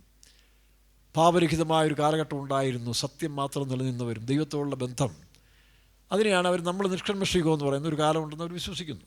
കാരണം ഈ ഹിന്ദുമതങ്ങളായാലും എല്ലാവരും ശരി, ഈ മെസോപ്പൊത്താമിയയിൽ നിന്ന് കുടിയേറി പാർത്തവരും ആര്യൻസ്, അവരാണ് ഈ പറഞ്ഞ ബ്രാഹ്മിൺസായിട്ടൊക്കെ പിന്നെ കാണുന്നത്. അപ്പോൾ ഈ സംസ്കാരത്തിനുണ്ടായ ഒരു അനുഭവം കൂടെ ഈ ഹിന്ദുമതത്തിൽ ചേർന്നിട്ടുണ്ട്. അതുകൊണ്ടാണ് വേദങ്ങളെപ്പറ്റി അതിൻ്റെ ശരിയായ കാലയളവർക്ക് ആർക്കും പറയാൻ കഴിയാതെ പോകും. പക്ഷേ അതിനകത്ത് ചില സത്യങ്ങൾ ഈ പറഞ്ഞ മധ്യപൂർവ്വ ദേശത്തിനുണ്ടായ ആ ചരിത്രത്തോട് ബന്ധപ്പെട്ട് നമ്മൾ കാണുന്നുണ്ട്. അതുകൊണ്ടാണ് വാഗ്ദത്ത മശിയായെപ്പോലും അതിൽ നമുക്ക് കാണാൻ കഴിയുന്നു. അപ്പോൾ അവിടെ വിശ്വാസം എന്താ? ഇന്നത്തെ ഈ ശ്രേതായുഗം സത്യയുഗം കഴിഞ്ഞപ്പോൾ ശ്രേതായുഗം, അതായത് പാപത്തിൽ വീണ കാലം, പിന്നെ ദുഷ്ടൻ ഏറ്റെടുത്തെന്നാണ്. ഈ ദുഷ്ടൻ ഏറ്റെടുത്ത കാലങ്ങളിൽ ഈ പറഞ്ഞ പോലെ ദുഷ്ടന്മാരെ സംഹരിക്കാനും നീതിമാന്മാരെ സംരക്ഷിക്കാനും വേണ്ടിയുള്ള അവതാരങ്ങളായിട്ടാണ് അവർ ഈ പറയുന്നത്. എന്നാൽ സത്യയുഗത്തിൽ അങ്ങനെയാണെങ്കിൽ അവതാരത്തിൻ്റെ ആവശ്യമില്ലല്ലോ. അവിടെയാണ് ഒരു പരാജയം വരുന്നത്. സത്യയുഗത്തിൽ അവതാരം വേണ്ടല്ലോ, കാരണം എല്ലാ മനുഷ്യരും നല്ലതല്ലേ. അപ്പോൾ അവിടെ നമ്മൾ കാണുമ്പോൾ 3 കാര്യങ്ങൾ എടുത്ത് പറയുന്നുണ്ട്. ഏതൊക്കെയാണ്? ഒന്ന്, മത്സ്യകൂർമ്മ, വരാഹം. അപ്പോൾ അവിടെയാണ് പരിണാമക്കാർ പിടിക്കുന്നത്. ഞങ്ങളുടെ പരിണാമ സിദ്ധാന്തം ഹിന്ദുമതത്തിൽ ഊട്ടി ഉറപ്പിക്കുന്നവർ പറയുന്നതിന് കാരണം അതാണ്. കാരണം എന്താ? ജീവനുണ്ടായത് കടലിൽ നിന്നാണ് എന്നാണ് ഇവർ പരിണാമത്തിൻ്റെ വിശ്വാസം. കടലിലാണ് ആദ്യം ഉണ്ടായത്. അപ്പം മത്സ്യം, പിന്നത് അടുത്തത് കടലിലേക്കും കരയിലേക്ക് കയറി. അപ്പോൾ കടലും കരയിലും കയറുന്ന ആരാ? ആമയ്ക്ക് സാധിക്കുന്നത്. മത്സ്യത്തിന് കരയിൽ ജീവിക്കാനൊക്കത്തില്ല, ആമയ്ക്ക് ജീവിക്കാം. അപ്പോൾ കൂർമ്മം, ഇതൊരു അലങ്കാര ഭാഷയിൽ മനുഷ്യൻ മനസ്സിലാക്കാൻ വേണ്ടി എഴുതിയതാണ് ഒരു ഹൈന്ദവ പണ്ഡിതൻ എന്നോട് പറഞ്ഞത്. അതെന്തും ആയിക്കോട്ടെ. പക്ഷേ അതിനകത്തൊക്കെ ചില പരിണാമ സിദ്ധാന്തങ്ങളുടെ ചില കാര്യങ്ങൾ അതിനകത്ത് വെളിപ്പെടുത്തി വരുന്നുണ്ട്. മത്സ്യകൂർമ്മം, വരാഹം എന്ന് പറഞ്ഞാൽ പന്നി, അടുത്ത അവതാരം പന്നിയായിട്ടാണ്. അപ്പോൾ അത് കരയിൽ തന്നെ ജീവിക്കുന്നത്. പിന്നെ അടുത്ത അവതാരം നരസിംഹം, മനുഷ്യനും മൃഗവുമായിട്ടുള്ളതാണ്. അപ്പോൾ ഇതിലെല്ലാം ചില ലോജിക്കുണ്ടെന്ന് ഞാൻ പറയുന്നത്. അതാണ് അവർ വെച്ചിരിക്കുന്നൊരു ലോജിക്ക് ഈ സ്വഭാവ രൂപീകരണത്തെ കൂടെ കാണിക്കുന്നൊരു വിഷയമാണ്. പിന്നീട് മനുഷ്യനായിട്ട് ശ്രേതായുഗത്തിൽ വരുമ്പോൾ അവർ പറയത്തില്ലേ, പണ്ട് യേശുദാസ് പാടിയ പോലെ ശ്രേതായുഗത്തിൽ ശ്രീരാമൻ പാട്ടൊക്കെ പണ്ട് സിനിമയിലൊക്കെ ഇറങ്ങില്ലേ. അപ്പോൾ അങ്ങനെ കാലാകാലങ്ങൾ അവതാരങ്ങൾ വന്ന അവസാനം ശ്രീകൃഷ്ണൻ അത് യേശുക്രിസ്തുവിൻ്റെ കാലങ്ങളോട് ബന്ധപ്പെട്ട് ചില സതുപദേശങ്ങൾ കൊടുക്കുന്നുണ്ടെങ്കിലും കർത്താവായിട്ട് നമുക്ക് ഉപയോഗിക്കാൻ ഒക്കത്തില്ല. എന്താ കാരണം? ശത്രുക്കളെ സ്നേഹിക്കാമെന്ന് ആര് പഠിപ്പിച്ചേ? യേശുക്രിസ്തുവിൻ്റെ ആപ്തവാക്യം തന്നെ ശത്രുക്കളെ സ്നേഹിക്കുക, അപ്പോഴേ സമാധാനം ഉണ്ടാകത്തുള്ളൂ.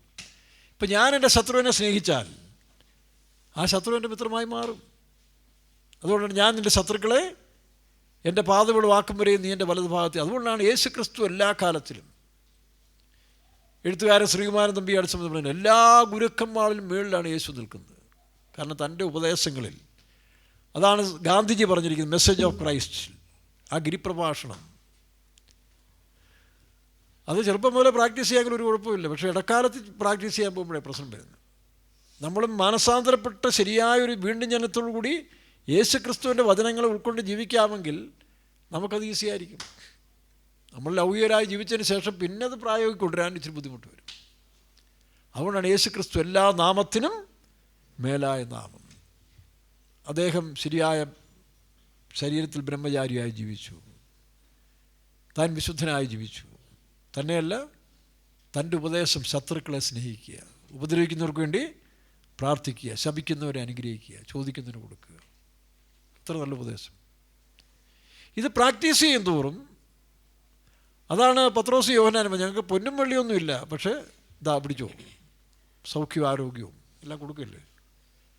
അപ്പോൾ അതുകൊണ്ടാണ് ഇനി ഇതിൻ്റെ അവസാനത്തിൽ ആരാണ് യഥാർത്ഥത്തിൽ ദൈവം, ആരാണ് ഈ രാജ്യം ഭരിക്കാൻ, ലോകം ഭരിക്കാനുള്ള, ഇതാണിപ്പോൾ തെളിയിക്കാൻ പോകുന്നത്. അതാണ് ഈ കലിയുഗത്തിൻ്റെ അവസാനം. അതാണ് നമ്മുടെ പോയിൻ്റ്. പക്ഷേ ഇത് ബേസിക്കലി കുറേ അറിഞ്ഞിരിക്കണമല്ലോ. അപ്പോൾ എന്ത് ചെയ്തു? ഈ പറഞ്ഞ കുരുക്ഷേത്ര യുദ്ധത്തിലൊക്കെ അവർ പറയുന്നില്ലേ, ശ്രീകൃഷ്ണൻ വാസുദേവൻ വന്ന് അർജുനന് ഉപദേശം കൊടുത്തു. അതെന്ത് വായിക്കൂടെ, യുദ്ധങ്ങളൊക്കെ ആ കാലത്ത് ഒരുപാടില്ലേ, ഇസ്രായേലും പെലിസ്തീനും തമ്മിലില്ലേ. അപ്പോൾ പെലിസ്തീൻ എന്ന് പറയുന്നത് ലോകമനുഷ്യരും ഇസ്രായേൽ ദൈവത്തിൻ്റെ മക്കളും. അപ്പോൾ ആ ഒരു കോൺസെപ്റ്റാണ് ഇന്ത്യയിലും വന്നിരിക്കുന്നത്. അസുരന്മാരും ദേവന്മാരും, ദേവന്മാർ ദൈവപക്ഷത്തും അസുരന്മാർ സാത്താൻ്റെ സന്ധികളാണെന്നുള്ളതാണല്ലോ. അതുകൊണ്ടാണ് അസുരന്മാരെല്ലാം തോറ്റുപോയി, ദേവന്മാർ ജയിച്ചെന്നുള്ളതാണ് കുരുക്ഷേത്രത്തിൻ്റെ ആപ്തം. എന്നാൽ ഈ കലിയുഗത്തിൻ്റെ അവസാനത്തിൽ വെളിപ്പെടുന്ന കൽക്കി ഒരു അസുരനാണെന്നാണ് അവർ പറയുന്നത്. അവിടെയാണ് ഞാനും ചിന്തിക്കാൻ തുടങ്ങിയത്. അവനൊരു അസുരനായിരിക്കും, ദേവനല്ല, അസുരൻ ജനനമായിരിക്കും. കാരണം സംഹരിക്കുക. അപ്പോൾ ഈ വരാൻ പോകുന്ന കൽക്കി, ഈ അടുത്ത കാലത്ത് നിങ്ങളുടെ വലിയ സിനിമയൊക്കെ ഇറങ്ങിയില്ലേ, ഇല്ലയോ? അപ്പോൾ ഈ പർദീസയോട് ബന്ധപ്പെട്ട് ഹിമാലയയുടെ പ്രദേശത്ത് വലിയൊരു രാജ്യം ഇപ്പോൾ ഉണ്ടെന്നാണ് ചിലർ വിശ്വസിക്കുന്നത്. ആ സിനിമ കണ്ടതിന് ശേഷം ആൾക്കാർ ധരിക്കുന്നത് ഹിമാലയത്തിൻ്റെ അടിവാരത്തിൽ ഒരു വലിയ രാജ്യമുണ്ടെന്നാണ്. ആ രാജ്യത്തിൻ്റെ അവിടെ പറയുന്ന സ്ഥലം ഷംബാല, ഷമാള എന്നൊക്കെ പറയുന്നുണ്ട്. ഷംബാല, ഷമാള, ഈ പറഞ്ഞ പോലെ ഇനി വരാൻ പോകുന്ന നഷ്ടപ്പെട്ട പർദീസ, ലോസ്റ്റ് ഹൊറൈസൺ വീണ്ടും വരാൻ പോവുകയാണെന്ന്. അപ്പോൾ അങ്ങനെയൊന്നുണ്ട് എന്നാൽ സിനിമ വെളിപ്പെടുത്തിയതിന് ശേഷം മനുഷ്യർക്ക് കുറേ കൂടെ സംശയമായി. അതാണ് ഇനി അവിടെ കണ്ടുണ്ട്, അതെല്ലാം കോട്ടയ്ക്കകത്തിങ്ങനെ ഇരുമ്പ് ഓടാമ്പൽ കൊണ്ട് ബന്ധിച്ചിരിക്കുകയാണ്, അവിടെ പ്രവേശിക്കുന്നെങ്കിൽ പുണ്യപ്രവൃത്തി എന്നൊക്കെ പറയുന്നത് അതിൽ ആത്മീയാർത്ഥമാണ്. അപ്പോൾ ആ പർദീസ ഭൂമിയെ സ്ഥാപിക്കും. അതാണ് ഇനി വരാൻ പോകുന്ന ഈ ട്രംപിൻ്റെയും എലോൺ മസ്കിൻ്റെയൊക്കെ പോരാട്ടം അവസാനം കൊണ്ട് എത്തിക്കുന്നത്. ഇപ്പോൾ നമുക്കറിയാം, ഫ്രാൻസിസ് മാർപ്പാപ്പയ്ക്ക് ശേഷം ഒരു ലിയോ 14 എന്നൊരു മാർപ്പാപ്പ വളരെ ബുദ്ധിമാനാണ് കേട്ടോ. ഇനി വരാൻ പോകുന്ന രാജ്യത്തിൻ്റെ ചരട് പിടിക്കാൻ തന്നിൽ ഒരു പ്രത്യേക ശക്തിയുണ്ട്, ഒരു ജ്ഞാനമുണ്ട്. ഫ്രാൻസിസ് മാർപ്പാപ്പയെക്കാളും ഒട്ടും മോശമല്ല, എന്നാലും ഒരു സ്റ്റെപ്പ് കൂടെ ബുദ്ധിരാക്ഷസനാണ് ഈ കാണുന്ന മാർപ്പാപ്പ. കാരണം ഇനി വരാൻ പോകുന്ന ലോകത്തിന് ഇവരെല്ലാം ആവശ്യമാണ്. അപ്പോൾ ട്രംപും ഇലോൺ മസ്കും തമ്മിൽ അടിച്ചാലും ഈ മാർപ്പാപ്പ ഇടപെട്ട് ഇവരെ രമ്യമാക്കും. നിങ്ങൾ ശ്രദ്ധിച്ചോ, ഇപ്പോൾ എഴുതി വെച്ചോണം. ഏതാ, ഇവർ നാളെ പിരിഞ്ഞു പോകാൻ പാടില്ല, അവരൊന്നാകും. അതിനുള്ള നേരിട്ടല്ലെങ്കിലും മാർപ്പാപ്പ അതിനകത്ത് ചരട് പിടിക്കും. നാളെ നിങ്ങൾക്ക് പേപ്പറിൽ കാണാൻ അവരൊന്നായി. പിന്നെ ഇലോൺ മസ്കിൻ്റെ പേഴ്സണൽ ജീവിതത്തിൽ മയക്കുമരുന്നൊക്കെ ഉള്ളതുകൊണ്ട് അവനപ്പം അവസാനിക്കും നമുക്കറിയില്ല. എനിവേ, ഇതിൻ്റെ എല്ലാം പിന്നെ നമ്മൾ ബൈബിൾ വെച്ചൊന്ന് പഠിക്കാമെങ്കിൽ ഈ വരാൻ പോകുന്ന സാമ്രാജ്യം, അപ്പോൾ അവർ വിശ്വസിക്കുന്നത് ഈ കലിയുഗം, ഇത് ദുഷ്കാലവും നമ്മൾ പറഞ്ഞതുപോലെ അവരിത് കലിയുഗമാണ്. ഈ ദുഷ്കാലത്തെപ്പറ്റി പറയുമ്പോൾ ദുഷ്ടൻ ഭരിക്കുന്ന കാലം. അപ്പോൾ ദുഷ്ടൻ ഭരിച്ചാൽ എങ്ങനെയിരിക്കും? ആ ദുഷ്ടത പെരുകിക്കൊണ്ടേയിരിക്കും. അതാണ് പൗലോസ് അപ്പോസ്തലൻ 2 തീമോഥെയോസ് 3-ാം അധ്യായത്തിന് 1-ാം വാക്യം മുതൽ വായിക്കുമ്പോൾ അന്ത്യകാലമെന്ന് വിശേഷിപ്പിക്കുന്നത് കൃപയുടെ കാലം ഒരു ഭാഗത്തുണ്ടെങ്കിലും മറുഭാഗത്തിൽ സാത്താൻ്റെ കാലം, അതാണ് ഈ കലികാലം. കലി എന്ന് പറഞ്ഞാൽ പിശാചിൻ്റെ കാലം വന്നിരിക്കുന്നത്. വായിച്ചേ. അന്ത്യകാലത്ത് ദുർഘട സമയങ്ങൾ വരുമെന്നറിയുക, മനുഷ്യർ സ്വസ്നേഹികൾ. നോക്കണം, അപ്പം പിന്നെ അപകടമല്ലേ? തന്നെ മാത്രം സ്നേഹിക്കുക. ഇന്നത് കണ്ടുകൊണ്ടിരിക്കുന്ന കാലങ്ങളല്ലേ? എന്നെഴുതിയതാ 2000 വർഷങ്ങൾക്ക് അപ്പോസ്തലനായ പൗലോസ്, ഇത് ദുഷ്കാലമാണ്, ഇത് കലികാലമാണ്, ഈ കാലം ദുർഘട സമയങ്ങൾ വരും, മനുഷ്യർ സ്വസ്നേഹികളും പിന്നെ ദ്രവ്യാഗ്രഹികളും. നോക്കണം, ദ്രവ്യാഗ്രഹികൾ. എന്തിനാണിതെല്ലാം സമ്പാദിച്ചു കൂട്ടുന്ന അറിയത്തില്ല. ഇപ്പോൾ തന്നെ അടുത്ത ന്യൂസ് വന്നിരിക്കുന്നു, 500 നോട്ട് ക്യാൻസലാക്കാൻ പോവാണ്. അപ്പോൾ എന്തു ചെയ്യും? 500 നോട്ട് ക്യാൻസലായപ്പോൾ നമ്മുടെ ഒരു ഭാഷയെ പറ്റി അബദ്ധം ഞാൻ പണ്ട് പറഞ്ഞില്ലേ? ഇനിയിപ്പോൾ അതൊന്നും ആവർത്തിക്കുന്നില്ല. ഇനിയിപ്പോൾ നമുക്ക് പോസിറ്റീവായ കാര്യങ്ങൾ മാത്രം. KP യോഹന്നാൻ്റെ കാറ് പൊക്കിയെടുത്തില്ലേ, പഴയ നോട്ടെല്ലാം കൂടി ചേർത്ത്. അപ്പം 500 നോട്ട് ക്യാൻസലാക്കുക, ഒറ്റ ദിവസം ക്യാൻസലാക്കി കളയും. മാറാൻ പോലും സമയം കിട്ടത്തില്ല കേട്ടോ. പണ്ടൊക്കെ മാറാൻ സമയം കിട്ടി. ഇപ്പോൾ അതിനാണ് ഡിജിറ്റൽ സംവിധാനമെല്ലാം കൊണ്ടുപോകുന്നത്. ഇപ്പോൾ ഞാൻ തന്നെ ഒരു മണി എക്സ്ചേഞ്ച് ചെന്നപ്പോൾ അവർ ചോദിച്ചു, പക്ഷേ അക്കൗണ്ടിലിട്ടാൽ മതിയോ? ഞാൻ പറഞ്ഞ അക്കൗണ്ടിലിടാനല്ല, ഇതൊരാൾക്ക് കൊടുക്കാനല്ല, എനിക്കിവിടെ സമ്പാദ്യമൊന്നുമില്ല. കൊണ്ടുകൊള്ളാൻ പറഞ്ഞു. ഇപ്പോൾ അതെല്ലാം മാറി വരിക ഭാഷ എന്ന് പറഞ്ഞു. അപ്പം എനിക്കറിയാം, ഞാനെല്ലാം പഠിച്ചുകൊണ്ടിരിക്കുന്നതാണ്. അപ്പോൾ നാളെ ഒരു സുപ്രഭാതത്തിൽ 500 നോട്ട് കംപ്ലീറ്റ് ബാൻ ചെയ്യും. അപ്പോൾ അടുക്കി വെക്കുന്നവരെല്ലാം അവസാനം കട്ടൻ കാപ്പി ഇട്ട് കത്തിക്കാൻ കൊള്ളാം, അത്രയേ ഉള്ളൂ. അപ്പോൾ അതിനു മുമ്പെല്ലാം തീർത്തോണം കേട്ടോ. അതിനു മുമ്പെല്ലാം നല്ല കാര്യങ്ങൾക്ക് വേണ്ടി ഉപയോഗിച്ചോണം. അപ്പം അതുകൊണ്ടാണ് ഈ കെട്ടിടം പണികളും പെട്ടെന്ന് ആരൊക്കെ കൊണ്ട് തരാറുണ്ടല്ലോ, കുറേശ്ശെ ആണെങ്കിലും കൊണ്ട് തരും. ഏതായാലും അന്നേരം ഉടനെ ചിലവഴിച്ച് പെട്ടെന്ന് തീർത്ത് നമ്മളും ഗുഡ് ബൈ പറഞ്ഞ് പിരിയണം. പോസ്റ്റ്മാനെ പോലെ. പോസ്റ്റ്മാൻ രാവിലെ എന്ത് ചെയ്യും? ഇറങ്ങുമ്പോൾ മണി ഓർഡറും ചെക്കും ഒക്കെ ആയിട്ട് വരും, ഇല്ലയോ? എല്ലാവരും കൊടുത്തതിന് ശേഷം പോകാൻ നേരത്ത് ചോറ്റ് പാത്രവും കഴുകി കൈയും കഴുകി തൻ്റെ കൂടെ എടുത്തുകൊണ്ട് പോകും എന്ന് പറഞ്ഞാൽ ഞങ്ങൾ ഓരോ സ്ഥലത്ത് വരുമ്പോൾ ഓരോ പരിപാടികൾ നടത്തും. പരിശുദ്ധാത്മാവിൻ്റെ പ്രവൃത്തിയും ഈ പണികളും. പോകാൻ നേരത്ത് ഞങ്ങളുടെ വായും തൂക്കിയിട്ട് പരദേശി യാത്ര ചെയ്യുന്നു പറഞ്ഞുകൊണ്ട് പോകും. അതൊരു സുഖമല്ലേ? അത്രയും സുഖം വേറെ ഒരിടത്തും കിട്ടത്തില്ല. ആ സുഖമാണ്. പിന്നെ ഇരിക്കുന്നിടത്ത് വരെ പോസ്റ്റ്മാൻ്റെ ഉദ്യോഗം ചെയ്യും. അതുകൊണ്ട് ഇതും പെട്ടെന്ന് തീർത്ത് പോകണമെന്ന് ആഗ്രഹിച്ചിരിക്കുകയാണ്. ദൈവത്തിന് സ്തോത്രം. അപ്പോൾ എന്താ വായിച്ച്? അന്ത്യകാലത്ത് ദുർഘട സമയങ്ങൾ വരും, മനുഷ്യർ സ്വസ്നേഹികൾ. വായിച്ച്. ദ്രവ്യാഗ്രഹികളും വമ്പ് പറയുന്നവരും. വമ്പ് പറയുന്നവർ. അടുത്തത് അഹങ്കാരികളും. ഇതെല്ലാം ഓരോന്ന് എക്സ്പ്ലെയിൻ ചെയ്യേണ്ട ആവശ്യമില്ലല്ലോ, നിങ്ങൾക്കൊക്കെ അറിയാം. അഹങ്കാരികളും ദൂഷകന്മാർ, ദുഷിക്കുന്നവർ. ദുഷിക്കുക, അപ്പനും അമ്മയെ ദുഷിക്കുക, വാദ്യാന്മാരെ ദുഷിക്കുക, സഹോദരങ്ങളെ ദുഷിക്കുക, തമ്മിൽ ദുഷിക്കുക. ഇത് ഈ പിശാചിന്റെ പ്രവൃത്തിയാണ്. അടുത്തത് അമ്മയപ്പന്മാരെ അനുസരിക്കാത്തവരും നന്ദി കെട്ടവരും അശുദ്ധരും വാത്സല്യമില്ലാത്തവരും. അന്നത്തെ കാലത്ത് അമ്മയപ്പന്മാരെ കുറേ മര്യാദയുള്ളൂ. ഇന്നത്തെ അമ്മയപ്പന്മാരെ വളരെ സൂക്ഷിക്കേണ്ടത്. മക്കളെക്കാൾ മോശമായ അമ്മയപ്പന്മാരുണ്ട്. അതാ രസം. അതുപോട്ടെ. അടുത്ത് ഇണങ്ങാത്തവരും ഏഷണിക്കാരും അജിതേന്ദ്രിയന്മാരും ഉഗ്രന്മാരും. കേട്ടോ, മനുഷ്യരിലെ ഇന്ന് തീവ്രവാദികൾ ഉഗ്രന്മാരായിക്കൊണ്ടിരിക്കുക. അത് അന്നേ എഴുതി വെച്ചിരിക്കുക. ഉഗ്രന്മാർ വരും, തീവ്രവാദികൾ. അടുത്ത് സൽഗുണദേശികളും ദ്രോഹികളും. നല്ല കാര്യങ്ങളെപ്പറ്റി പറയാനില്ല. നിങ്ങൾ കണ്ടില്ലേ, സോഷ്യൽ മീഡിയയിലും ന്യൂസിലും കാണുന്നില്ലേ? ആരെങ്കിലും ഇട്ട് അലക്കാൻ പറ്റിയാൽ ശരിക്കലക്കുക. പത്രാധിപർ പോലും അവന്മാർക്കൊരു അജണ്ടയുണ്ട്. അതിനപ്പുറത്ത് നല്ല മനുഷ്യരെ പോലും ഉയർത്താൻ അവർക്ക് ഇഷ്ടമില്ല. അവരെ എടുത്തിട്ട് തകർത്തടിക്കുക, അല്ലാത്തവരെ പൊക്കിക്കൊണ്ട് പോവുക. ഇത് ചാനലിൽ കൂടെ കാണുന്നില്ല. ഇപ്പം എന്ത് കള്ളത്തരവും വിഡിത്തരവും ഒക്കെയാണ് പറഞ്ഞുകൊണ്ടിരിക്കുന്നത്. വായിക്കാം. ദ്രോഹികളും രാഷ്ട്രീയക്കാരും നിഗളികളുമായി. അയ്യോ, തത്തെത്തി നടക്കുക. മേക്കപ്പ്. ഇന്ന് ബ്യൂട്ടി പാർലർ ഇഷ്ടം പോലെ വന്നുകൊണ്ടിരിക്കുകയല്ലേ. എന്തിനാ ചായം പൂശെന്ന് അറിയത്തില്ല. ഏതാ ഇപ്പോൾ ഈയിടെ ഒരെണ്ണം പൂശാൻ പോയതുകൊണ്ടല്ലേ ഒരുത്തിയുടെ അവസ്ഥ മനസ്സിലായതില്ലേ? കഴിഞ്ഞ ദിവസം ഒരുത്തി കല്യാണത്തിന് 7 പേരെ കല്യാണം കഴിച്ചു. 8ാമത്തത് ഉറപ്പിച്ചിട്ട് പോയി. നമുക്കൊരു വിനോദം പോലെ ഇതാണ്. അപ്പോൾ കല്യാണത്തിന് മുമ്പ് കുറേ കാശ് വാങ്ങിക്കും, സ്വർണം വാങ്ങിക്കാൻ, അനാഥയാന്നൊക്കെ പറഞ്ഞ് അതവിടെ നിക്ഷേപം. എന്നിട്ട് അടുത്ത ആഴ്ച വേർന്ന് കല്യാണം കഴിക്കാൻ പോവുകയാണ്. ഏതായാലും ബ്യൂട്ടി പാർലറിൽ പോകാൻ പോയപ്പോൾ ബാഗ് തുറന്നപ്പോൾ മനസ്സിലായി ഇത് തട്ടിപ്പാണ്. ഓക്കെ, ഇങ്ങനെയൊക്കെയുള്ള കാലങ്ങളാണ്. 8ാമത്തെ കല്യാണം ഉറപ്പിച്ചിട്ടാണ് 7ാമത്തെ നടത്തിയത്. വായിക്കാം. ദൈവപ്രിയമില്ലാതെ ഭോഗപ്രിയർ. കഴിക്കണം, ആർഭാടമായിട്ട് നടത്തണം, ദോഷം ചെയ്യണം, പാപം ചെയ്യണം. ഇത് അന്ത്യകാലത്തിൽ ഈ പിശാചിൻ്റെ ശക്തി വ്യാപരിച്ചുകൊണ്ടിരിക്കുകയാണ്. അടുത്ത് ഭക്തിയുടെ വേഷം ധരിച്ച് അതിന്റെ എന്നാൽ ഒരു ഭാഗത്ത് ഇതെല്ലാം കഴിഞ്ഞിട്ട് വലിയ ഭക്തന്മാരെ പോലെ മര്യാദക്കാരെ പോലെ തൊട്ട് നോക്കണം, അപ്പോൾ അറിയാൻ തെറിക്കുന്നത്.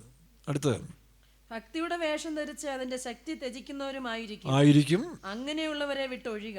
വളരെ സൂക്ഷിച്ചോണം കേട്ടോ. സ്കൂളുകളിൽ പഠിക്കുന്ന പിള്ളേരെ സൂക്ഷിച്ചോണം. ഈ സ്പിരിറ്റ് എല്ലാം സ്കൂളുകളിലുണ്ട്. അതുകൊണ്ട് ആവശ്യമില്ലാതെ കൂട്ടുകെട്ട് പോകരുത്. കഴിയുന്ന അളവിൽ പോവുക, നേരെ വീട്ടിൽ വരിക, ചുറ്റാൻ പോകരുത്. പിന്നെ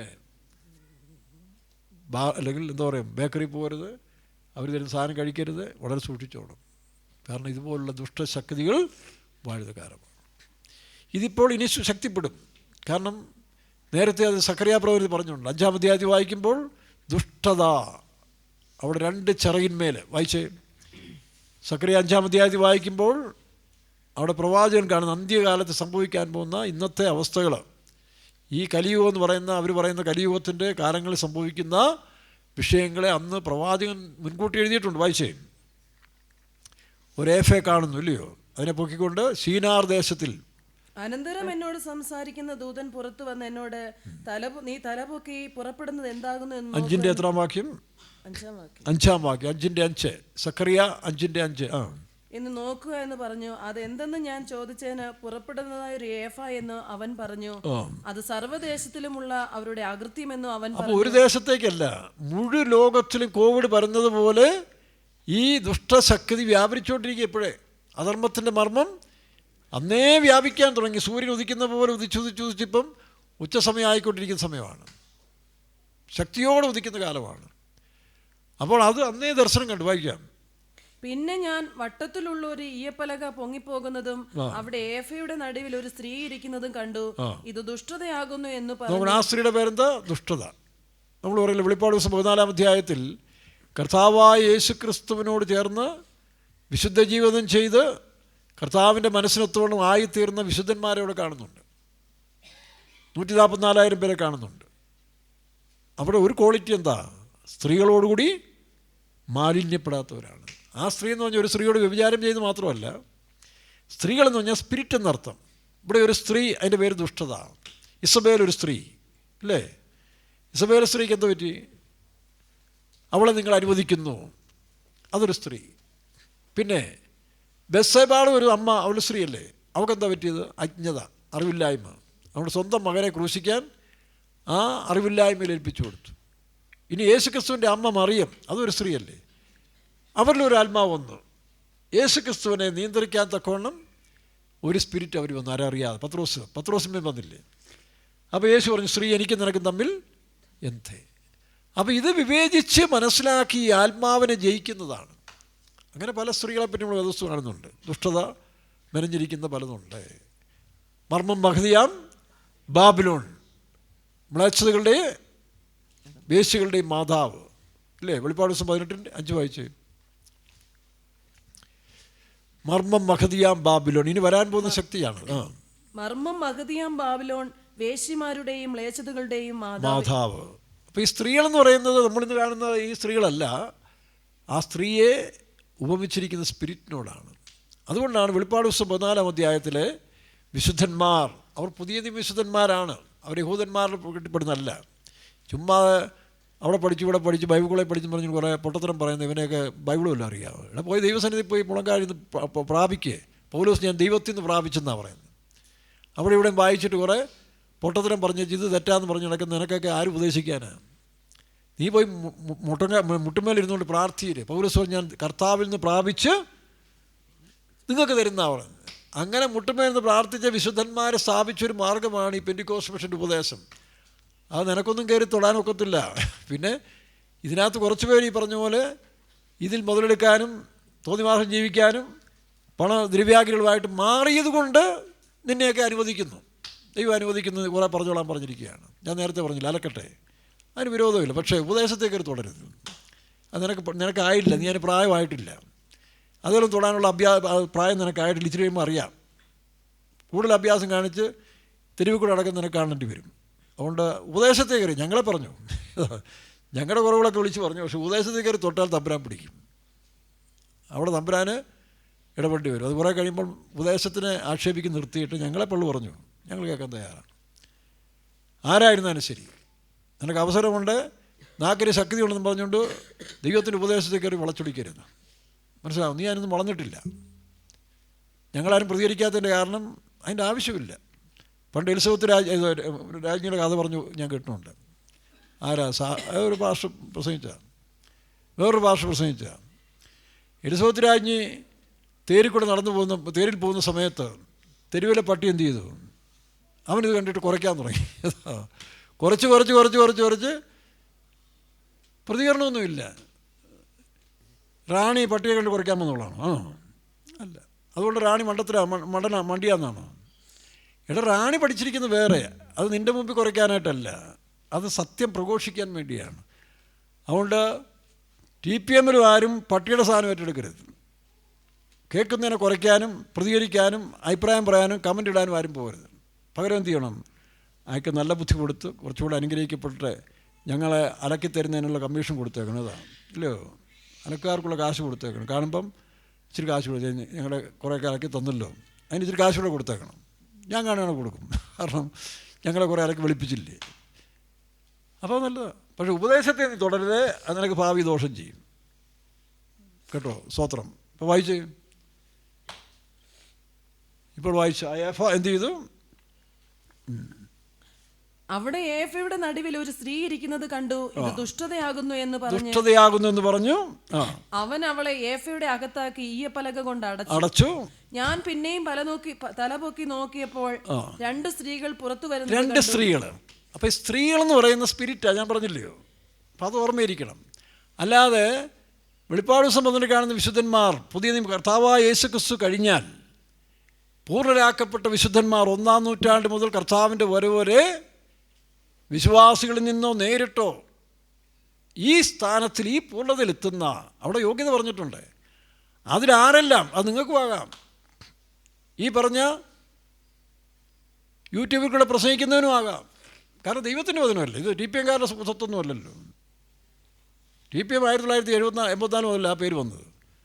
അതിനുമുമ്പ് CPM ആയിരുന്നു. അതിനുമുമ്പ് സഭയില്ലേ? അതിനുമുമ്പ് വചനമില്ലേ? അതിനുമുമ്പ് യോഹന്നാൻ വെളിപ്പാട് കൊടുത്തില്ലേ? അതുകൊണ്ട് നിനക്കും ആകാം.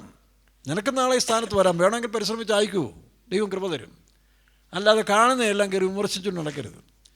അപ്പോൾ ഈ സ്ത്രീകളെന്ന് പറയുന്നത്, സ്ത്രീകളോട് മാലിന്യപ്പെടാമെന്ന് പറഞ്ഞാൽ ഇങ്ങനെയുള്ള പല സ്ത്രീകളുണ്ട്. ഇസബേൽ, ബത്ശേബ ഒരു സ്ത്രീയല്ലേ? പരിജ്ഞാനത്തിൻ്റെ വിവേകത്തിൻ്റെ സ്ത്രീ. നോക്കണം, വിവേകവും പരിജ്ഞാനവും. ബത്ശേബയല്ല, അബിഗയിൽ. ബത്ശേബ എന്ന് പറ്റി സ്വന്തം മകനെ കുഴിയിലിറക്കാൻ അജ്ഞത. മറിയം യേശുവിനോട് വെള്ളം വീഞ്ഞാക്കാൻ പറഞ്ഞു. യേശു ദൈവത്തിൻ്റെ കൽപ്പന അനുസരിക്കാനല്ലോ വന്നു. മറിയ അപ്പോൾ പറഞ്ഞ് അനുസരിച്ചിരുന്നെങ്കിൽ, മറിയ അറിയുന്നില്ല, മാതാവ് അറിയുന്നില്ല. പക്ഷേ മാതാവ് പറഞ്ഞുകൊണ്ട് യേശു ചെയ്യുമ്പോൾ അടുത്ത ദിവസം വരും, മോനെ അത് ചെയ്ത്. ഇപ്പം ഞാനിവിടെ ഇച്ചിരി ഒന്ന് അയച്ചു കൊടുക്കാമെങ്കിൽ എങ്ങനെ ഇരിക്കും മധുരേ? ഇവർ 3 പേരും എൻ്റെ ഉപദേശന്മാരാകും കേട്ടോ. ഇച്ചിരി ഞാനൊന്ന് അയച്ചു കൊടുക്കാമെങ്കിൽ ഇവർ 3 പേരും എൻ്റെ ഉപദേശകന്മാരാകും. അടിക്കടി വന്ന് പാസ്റ്റർ അങ്ങനെയാണ് ഇങ്ങനെയാണെന്ന് പറഞ്ഞ് ഉപദേശം തരും. നേരത്തെ ഞാൻ അനുഭവിച്ചിട്ടുണ്ട്. ചിലപ്പോൾ ഒന്ന് അയച്ചു വിടും, അപ്പോൾ അവർ നല്ല ഉപദേശം പറഞ്ഞു തരും. പക്ഷേ അനുസരിച്ചാൽ നമ്മൾ കുളത്തിലായിപ്പോവും.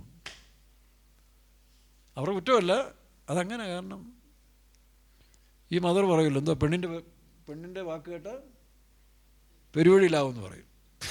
എന്നാൽ സ്ത്രീകളുണ്ട്, അബിഗേലിനെ പോലെ ബുദ്ധിശാലിയുള്ള സ്ത്രീ ഉണ്ടെങ്കിൽ ആ കുടുംബം രക്ഷപ്പെട്ടു കേട്ടോ.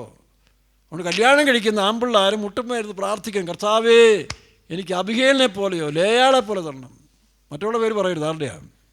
ആ പൂച്ചക്കണ്ണി റാഹേൽ, സുറിയാനിക്കാരിയുടെ പേര് പറയരുത്, സ്ത്രീയാക്കാരുത്. അവൾ ഭയങ്കര തട്ടിപ്പാണ്. കാഴ്ചയ്ക്ക് ഭയങ്കര സുന്ദരിയാണ്, പൂച്ചക്കണ്ണിയാണ്. പക്ഷേ അപ്പനെയും കളിപ്പിച്ച് ഭർത്താവിനെ കളിച്ച് തമ്പുരാനെ കളിപ്പിച്ചപ്പോൾ വഴിയിൽ അവസാനിച്ചു. അതുകൊണ്ട് പുറമേയുള്ള സൗന്ദര്യം നോക്കി ആരത്തെയും കല്യാണം കഴിക്കരുത്.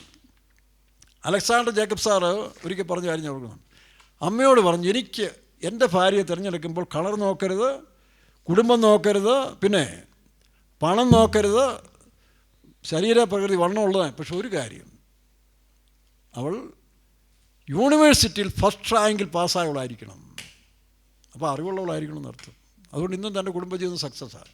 മക്കളെ മനസ്സിലായോ? കാശിൻ്റെ പുറകെ പോകരുതെന്ന്, സൗന്ദര്യം കണ്ട് പോകരുത്. അതെല്ലാം കുറേ കഴിയും പോവും. ഷുഗറും പിടിച്ച് ബലവും പിടിച്ചൊക്കെ പോവും കേട്ടോ. പക്ഷേ ബുദ്ധിയുള്ള സ്ത്രീ അങ്ങനെയല്ല. ബുദ്ധിയുള്ള സ്ത്രീ ആർക്ക് കിട്ടും? ആർക്ക് കിട്ടുള്ളൂ? അത് ഇങ്ങനെ തന്നെ പ്രാർത്ഥിക്കും. കർത്താവ് അബിഗേലിനെ പോലെ, ലേയാളെ പോലെ ഒരു കൊച്ചിനെ വേണം എൻ്റെ കുടുംബം. തലമാരി പ്രാർത്ഥിച്ചോണം കേട്ടോ.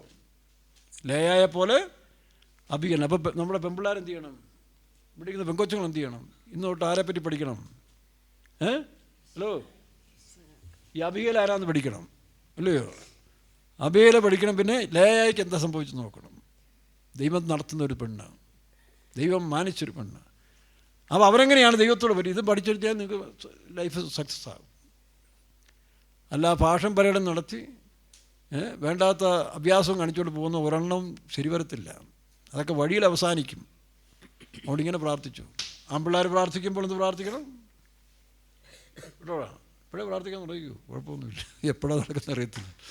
ഇപ്പോൾ 9-ാം 10-ാം വയസ്സിലൊക്കെ കല്യാണം നടക്കുന്ന കാലമാണ് കേട്ടോ. 9 വയസ്സുള്ളൊരു കൊച്ചു പ്രസവിച്ചെന്ന് കേട്ടില്ലേ? അപ്പോൾ അങ്ങനൊരു കാലമാണ്. അതുകൊണ്ട് ഇപ്പോഴേ പ്രാർത്ഥിക്കാൻ തുടങ്ങി, കുഴപ്പമൊന്നുമില്ല. ഇപ്പം എത്ര വയസ്സായിടാ? ഓൾഡ് അറിയോ? എത്ര വയസ്സായിച്ച്? 13. ധാരാളം മതി. ഞങ്ങളുടെ ഒരു വല്യമ്മച്ചി കല്യാണം കഴിച്ച് വരും 13 വയസ്സാണ് കേട്ടോ. കാഞ്ഞിരമല അമ്മച്ചിയെ പെണ്ണ് കാണാൻ വന്നപ്പോൾ പുള്ളിക്കാരത്തി കൂട്ടുകാരുമായിട്ട് ഈ തോർത്തിനകത്ത്, അന്ന് തോർത്ത് പിടിച്ച് വട്ടക്കാളിയെ ചെറിയ മീനെ പിടിക്കാൻ തോട്ടിപ്പോവും. അപ്പോൾ ഞങ്ങളുടെ കാഞ്ഞിരമല അമ്മച്ചിയെ പെണ്ണ് കാണാൻ വന്നിരിക്കുക. അയാൾ വിദ്യാഭ്യാസമുള്ള മനുഷ്യനാണ്. അപ്പോൾ പെങ്കൊച്ചിനെ തപ്പി കണ്ടില്ല. ആങ്ങളെ ഓടി അവൾ തോട്ടി കാണുമെന്ന് പറഞ്ഞു. അപ്പോൾ ഈ 13 വയസ്സുകാരി 12 വയസ്സ് കഴിഞ്ഞേ ഉള്ളൂ അമ്മച്ചിയെ കൂട്ടുകാരൊത്ത് ഈ പറഞ്ഞ വട്ടക്കാളിയെ ഞങ്ങളൊക്കെ പോയിട്ടുണ്ട്, ഞാനും പിടിച്ചിട്ടുണ്ട് കേട്ടോ.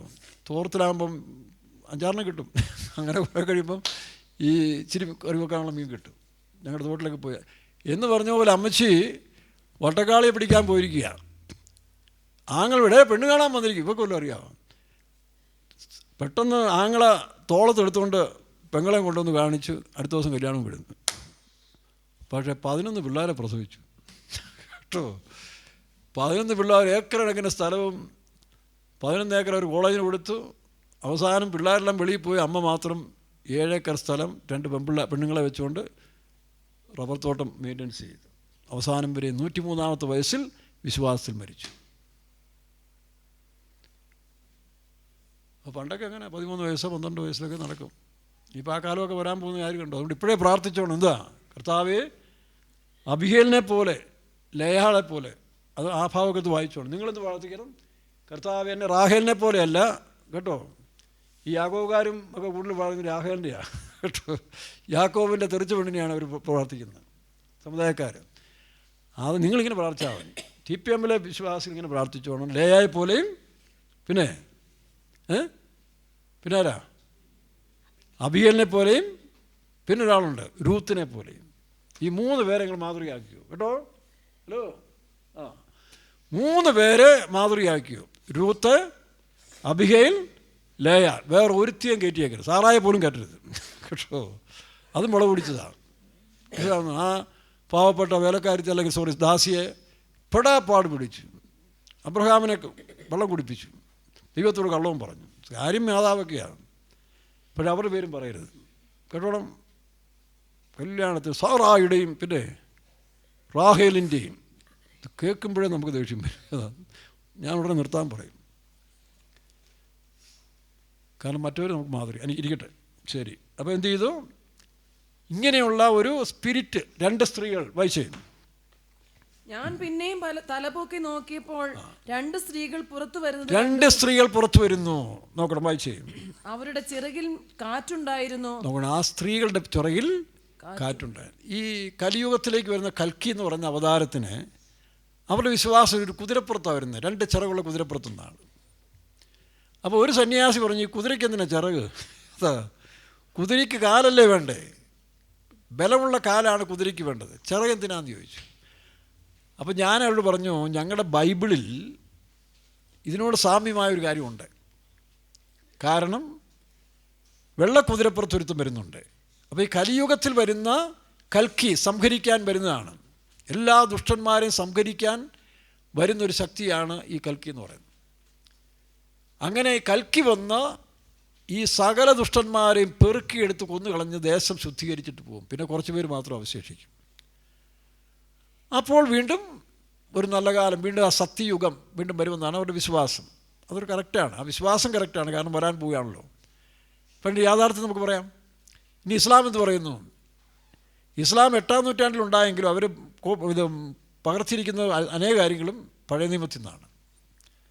അപ്പോൾ പഴയ നിയമത്തിൽ പകർത്തിയപ്പോൾ വെളിപ്പാട് പുസ്തകത്തിലേക്ക് വന്നപ്പോൾ ചിലതിനകത്ത് അവർക്ക് തെറ്റുപറ്റി. കാരണം വെള്ളക്കുതിരപ്പുറത്ത് വരുന്നത് രക്ഷകനാണെന്നാണ് അവർ ധരിച്ചത്. ശരിയാണ്. 19-ാം അധ്യായത്തിൽ കാണുന്ന വെള്ളക്കുതിര ആരാ? സ്വർഗത്തിൽ നിന്ന് ഇറങ്ങി വരുന്നതാണ്. വായിച്ചേ 19-ാം അധ്യായത്തിന്റെ 14-ാം വാക്യം. വായിക്കാം. സ്വർഗത്തിലെ സൈന്യം നിർമ്മല. ഇല്ലില്ല, 11-ാം വാക്യം വായിച്ചേ. അനന്തരം സ്വർഗം തുറന്നു. ശ്രദ്ധിക്കുക, ഈ വെള്ളക്കുതിരയുടെ വ്യത്യാസങ്ങൾ മനസ്സിലാക്കണം. ഈ 19-ാം അധ്യായത്തിന്റെ 11-ാം വാക്യത്തിൽ വരുന്ന സ്വർഗത്തിൽ നിന്ന് ഇറങ്ങി വരുന്നത്. വായിച്ചേ. അനന്തരം സ്വർഗം തുറന്നിരിക്കുന്നത് ഞാൻ കണ്ടു, ഒരു വെള്ളക്കുതിര പ്രത്യക്ഷമായി, അതിന്മേൽ ഇരിക്കുന്നവനും വിശ്വസ്തനും. സ്വർഗം തുറന്നു വരുന്ന ഒരു കുതിരയാണ് ഈ വെള്ളക്കുതിര. 19-ാം അധ്യായത്തിൽ അതിലിരിക്കുന്നവന് വിശ്വസ്തനും സത്യവാനുമെന്ന് പേർ.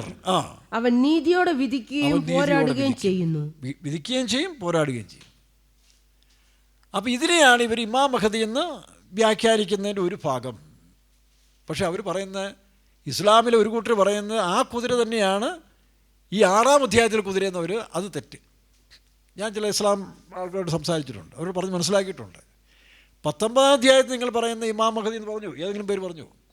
ഇപ്പോൾ അറബിയിൽ പറയുന്ന വാക്കുകളുണ്ടല്ലോ, അല്ലെന്ന് പറയുന്ന ദൈവത്തിന് പറയുന്നതാണ്, അത് അറബി ഭാഷയാണ്. എന്നാൽ ഹീബ്രുവിൽ വരുമ്പോൾ എൽ ഷദായി, അത് അറബിയിലെ. ഇപ്പോൾ നമ്മുടെ ചില ഭാഷ മലയാളത്തിൽ പറയുന്നതല്ലല്ലോ തമിഴിൽ പറയുന്നത്. അപ്പോൾ ഭാഷാ വ്യത്യാസമല്ല നോക്കട്ടെ, അതിൻ്റെ മൂല കാര്യങ്ങളാണ് നോക്കേണ്ടത്. അതുകൊണ്ട് ഭാഷയെ കയറി പിടിക്കരുത്. അള്ളാഹ് എന്ന് പറയുന്നത് അങ്ങനെയാണ് ഇങ്ങനെയാണ് ഇതൊന്നും നിങ്ങൾ പറയണ്ട. ഇതിൻ്റെ എല്ലാം പിന്നിൽ ഒരാളേ ഉള്ളൂ, അല്ലാത്തെല്ലാം നാമാവിശേഷമാകും. വ്യാജങ്ങളെല്ലാം പൊളിയാൻ പോവുകയാണ്. യഥാർത്ഥ സത്യം ഞാൻ ഇസ്ലാമിൽ പറയുമ്പോൾ നിങ്ങളുടെ പടച്ചവനെ ഞാൻ വിശ്വസിക്കുന്നുണ്ട്. പടച്ചവൻ ഒരാളേ ഉള്ളൂ. അവന് ഒറ്റ വ്യാഖ്യാനമുള്ളൂ, പടച്ചവൻ. ഏതാ? ഞാൻ ഈ അടുത്ത സമയത്ത് ജാമുൽ ബ്രദറും നമ്മുടെ സഹോദരൻ സജിമോൻ സലീമൊക്കെ ആയിട്ട് ഞങ്ങളൊരു ചർച്ച നടത്തി. അപ്പോൾ സജിമോൻ സലീം എൻ്റെ ഭാഷ ഞാൻ ആദ്യം കാണുക, ഞാൻ ഒരുപാട് തെറ്റിദ്ധരിച്ചു. ഇപ്പം എൻ്റെ സംശയമുള്ള ഇനി ഒരു പ്രശ്നമില്ലെന്ന് പറഞ്ഞു. അപ്പോൾ സജിമോൻ സലീം പറഞ്ഞു, ഇവർ കർത്താവായ യേശു ക്രിസ്തുവിനെ ദൈവത്തിനെന്ന് വിശ്വസിക്കുകയാണ്, ഞാനും വിശ്വസിക്കുന്നു ദൈവത്തിനെന്ന് പറയുന്നു. അപ്പം ഞാൻ പറഞ്ഞു യേശു ക്രിസ്തു വചനപ്രകാരം ദൈവമാണ്. അപ്പം കബീർ പറഞ്ഞു, നമ്മുടെ മെമ്പർ, പടച്ചവനെ വിശ്വസിക്കുന്നതാണ്. അത് കറക്റ്റാണ്, ശരിയല്ലേ? അല്ലേ? പടച്ചവൻ ആരാ? പടച്ചവൻ. ഈ ലോകത്ത് പടച്ചവൻ ഒരാളേ ഉള്ളൂ, സത്യദൈവം. അതങ്ങനെ തന്നെ പറഞ്ഞു. പടച്ചവനെ വിശ്വസിക്കുന്ന പറഞ്ഞാൽ കറക്റ്റാണ്. പക്ഷെ ബാക്കിയെല്ലാം ഓരോ സംസ്ഥാനങ്ങളിലുണ്ടായ ചില പ്രാദേശിക പേരുകളാണ്. അതിനൊന്നും വലിയ പ്രാധാന്യം കൊടുക്കുന്നത്, ക്രിട്ടിസൈസ് ചെയ്യാനും പോരുത്. അവസാനത്തിൽ ആരാണ് സത്യദൈവം എന്നുള്ളത് വെളിപ്പെടും. എല്ലാവരും മനസ്സുകൊണ്ട് വിളിക്കുന്ന ദൈവം. ഇപ്പോൾ കോർന്നല്യോസ് ഒരു അന്യ ജാതിക്കാരനാണെങ്കിലും അവൻ ദൈവത്തെ വിളിച്ച് പ്രാർത്ഥനയും ധർമ്മം ചെയ്തു. പക്ഷേ ദൈവം വെളിപ്പെട്ടു. നീ പോയി പത്രോസിനെ വിളിച്ച് കാര്യം പറയാൻ പറഞ്ഞു, മനസ്സിലാക്കാൻ പറഞ്ഞു. അതുകൊണ്ട് ഒരു മതത്തെയും വിമർശിക്കരുത്. ഒരു മനുഷ്യൻ്റെയും അറിവില്ലായ്മ നിങ്ങൾ കയറി വലിയ ആളാണെന്ന് കാണിക്കാൻ പോകരുത്. പെന്തിക്കോസുകാർക്ക് അങ്ങനെ ചിലർക്കൊരു പ്രോഗ്രാമുണ്ട്, മക്കയൊക്കെ മൊത്തം ശരിയല്ല, അത് പറയാൻ പാടില്ല, ഇത് പറയാൻ പാടില്ല, ഞങ്ങളുടെ മാത്രം. എൻ്റെ അനുഭവത്തിൽ കൂടെ വെളിപ്പെടുത്തി കൊടുക്കേ. അതുകൊണ്ടല്ലേ ആ പൗലോസ് അതേനയിൽ ചെന്നപ്പോൾ ഒരുപാട് വിഗ്രഹങ്ങൾ നിരത്തി വെച്ചു. പൗലോസ് വിഗ്രഹങ്ങളെല്ലാം നോക്കുക. അപ്പോൾ വേണമെങ്കിൽ ഒരു അങ്ങോട്ടേക്ക് വിഗ്രഹം പോരെന്ന് പറഞ്ഞു. പൗലോസ് എല്ലാം നോക്കിയിട്ട് അവസാനം ഒരു വിഗ്രഹത്തിന് പേരില്ല, അത് അൺനോൺ ഗോഡ്, ഇതേത് ദൈവമാണെന്ന് അറിയത്തില്ലെന്ന് പറഞ്ഞു. നോക്കണം, അവിടെയാണ് പൗലോസിൻ്റെ ബുദ്ധി. അതേനെ പോയി അനേക വിഗ്രഹങ്ങൾ പേരുള്ളപ്പോൾ ഓരോന്നിനും ഓരോ പേര് പറഞ്ഞിട്ടുണ്ട്. പക്ഷെ ഒരെണ്ണത്തിന് അൺനോൺ ഗോഡ് അങ്ങനെ എഴുതിയിരിക്കുന്നത് അപ്പോസ്തലപ്രവൃത്തിയിലുണ്ടത്. 17-ാം അധ്യായം അപ്പോസ്തലപ്രവൃത്തി 17-22 വായിക്കാം. ഞാൻ ചുറ്റി നടന്ന് നിങ്ങളുടെ പൂജാസ്ഥലങ്ങളെ നോക്കുമ്പോൾ നോക്കണം, ചുറ്റി നടന്ന് പൂജാസ്ഥലങ്ങളെ നോക്കുമ്പോൾ ഞാൻ നിങ്ങൾ പറഞ്ഞില്ലേ, ഒരിക്കൽ ഞങ്ങൾ കന്യാകുമാരി പാസ്റ്റർ ബോബി സൂലടക്കം പോയപ്പോൾ ഞങ്ങളവിടെ ചെന്നപ്പോൾ വൈകുന്നേരമായി. അപ്പോൾ വൈകുന്നേരത്ത് കന്യാകുമാരിയിൽ നിന്ന് പോകണം, വിവേകാനന്ദ പാറ സൂര്യാസ്തമനം കാണാമെന്ന് വെച്ച് ഞങ്ങൾ പോകുന്നത്. ശമുൽ വീട്ടിൽ ഞാൻ, ബാബു ജോർജൊക്കെ ഉണ്ട്. അപ്പോൾ ഞങ്ങൾ ചെന്നവിടെ പാസ്റ്റർ ബോബി പറഞ്ഞു, ഇന്ന് ഐരാണിപുരത്ത് കൺവെൻഷനാണ്, നിങ്ങളൊരാളെ പ്രസംഗിക്കണമെന്ന് പറഞ്ഞു. അപ്പോൾ ബാബു ജോർജ് അതൊക്കെ പ്രസംഗിക്കാൻ കൃപ ചെറിയാൻ കുഞ്ഞിനാണ് പുള്ളി പ്രസംഗിക്കിട്ടുന്നത്. അപ്പോൾ ഞാൻ എൻ്റെ അണേ ഞങ്ങൾ കന്യാകുമാരിയൊക്കെ ഒന്ന് കണ്ടിട്ട് പോയി, ഇപ്പോൾ പ്രസംഗിക്കാനൊന്നും പ്രാർത്ഥിക്കാൻ സമയമില്ലായിരുന്നല്ലോ. അത് കുഴപ്പമില്ല, നീ എല്ലാം കണ്ടിട്ട് വന്ന് പ്രസംഗിച്ചോളാൻ പറഞ്ഞു. അങ്ങനെ ഞങ്ങൾ കന്യാകുമാരി പോയി സൂര്യാസ്തമനം കണ്ട് പോകാനായിട്ട് പോകുന്നപ്പോൾ അവിടെ വിവേകാനന്ദ പാറയിൽ വിവേകാനന്ദയുടെ ഒരു ധ്യാനം റൂമുണ്ട് അവിടെ.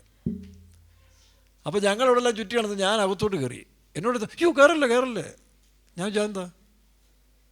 അപ്പോൾ അവൻ വേറെന്തോ ചിന്തിച്ചു. ഞാൻ നോക്കും ഓം എന്ന് എഴുതി വെച്ചിട്ടുണ്ട്, അത്രയേ ഉള്ളൂ. ഞാൻ നിങ്ങളെല്ലാം കണ്ടിട്ട് വാ, ഞാനിവിടെ ഇരുന്ന് ധ്യാനിക്കട്ടെ, പ്രസംഗത്തിനൊന്ന് ഫോം ചെയ്തിട്ടെന്ന് പറഞ്ഞു. ഞാൻ അവിടെ നിന്ന് 1 മണിക്കൂർ ധ്യാനിച്ചു. ഈ ഓം എന്ന് പറയുന്നത് എന്താ? ഈയും സൃഷ്ടി സ്ഥിതി സംഹാരത്തിൻ്റെ ദൈവത്തിൻ്റെ ഒരു സംക്ഷിപ്ത രൂപമാണ് വചനം. ആവർത്തന പുസ്തകത്തിലൊരു വാക്യത്തിൻ്റെ അർത്ഥമാണ് ഈ ഓം. എനിക്കതറിയാം. അപ്പോൾ ഞാൻ ഓമിനെയല്ല ധ്യാനിച്ചത്, എൻ്റെ കർത്താവിനെ ധ്യാനിച്ചുകൊണ്ട് ഞാൻ പ്രസംഗം റെഡിയാക്കി. അതാ ഇവരവിടെ എല്ലാം പാറ ചുറ്റി നടന്ന് കടലും കണ്ടു വന്നപ്പോഴേ ഞാൻ 1 മണിക്കൂറിൻ്റെ പ്രസംഗത്തിന് മനസ്സിൽ ധ്യാനിച്ചെടുത്തു.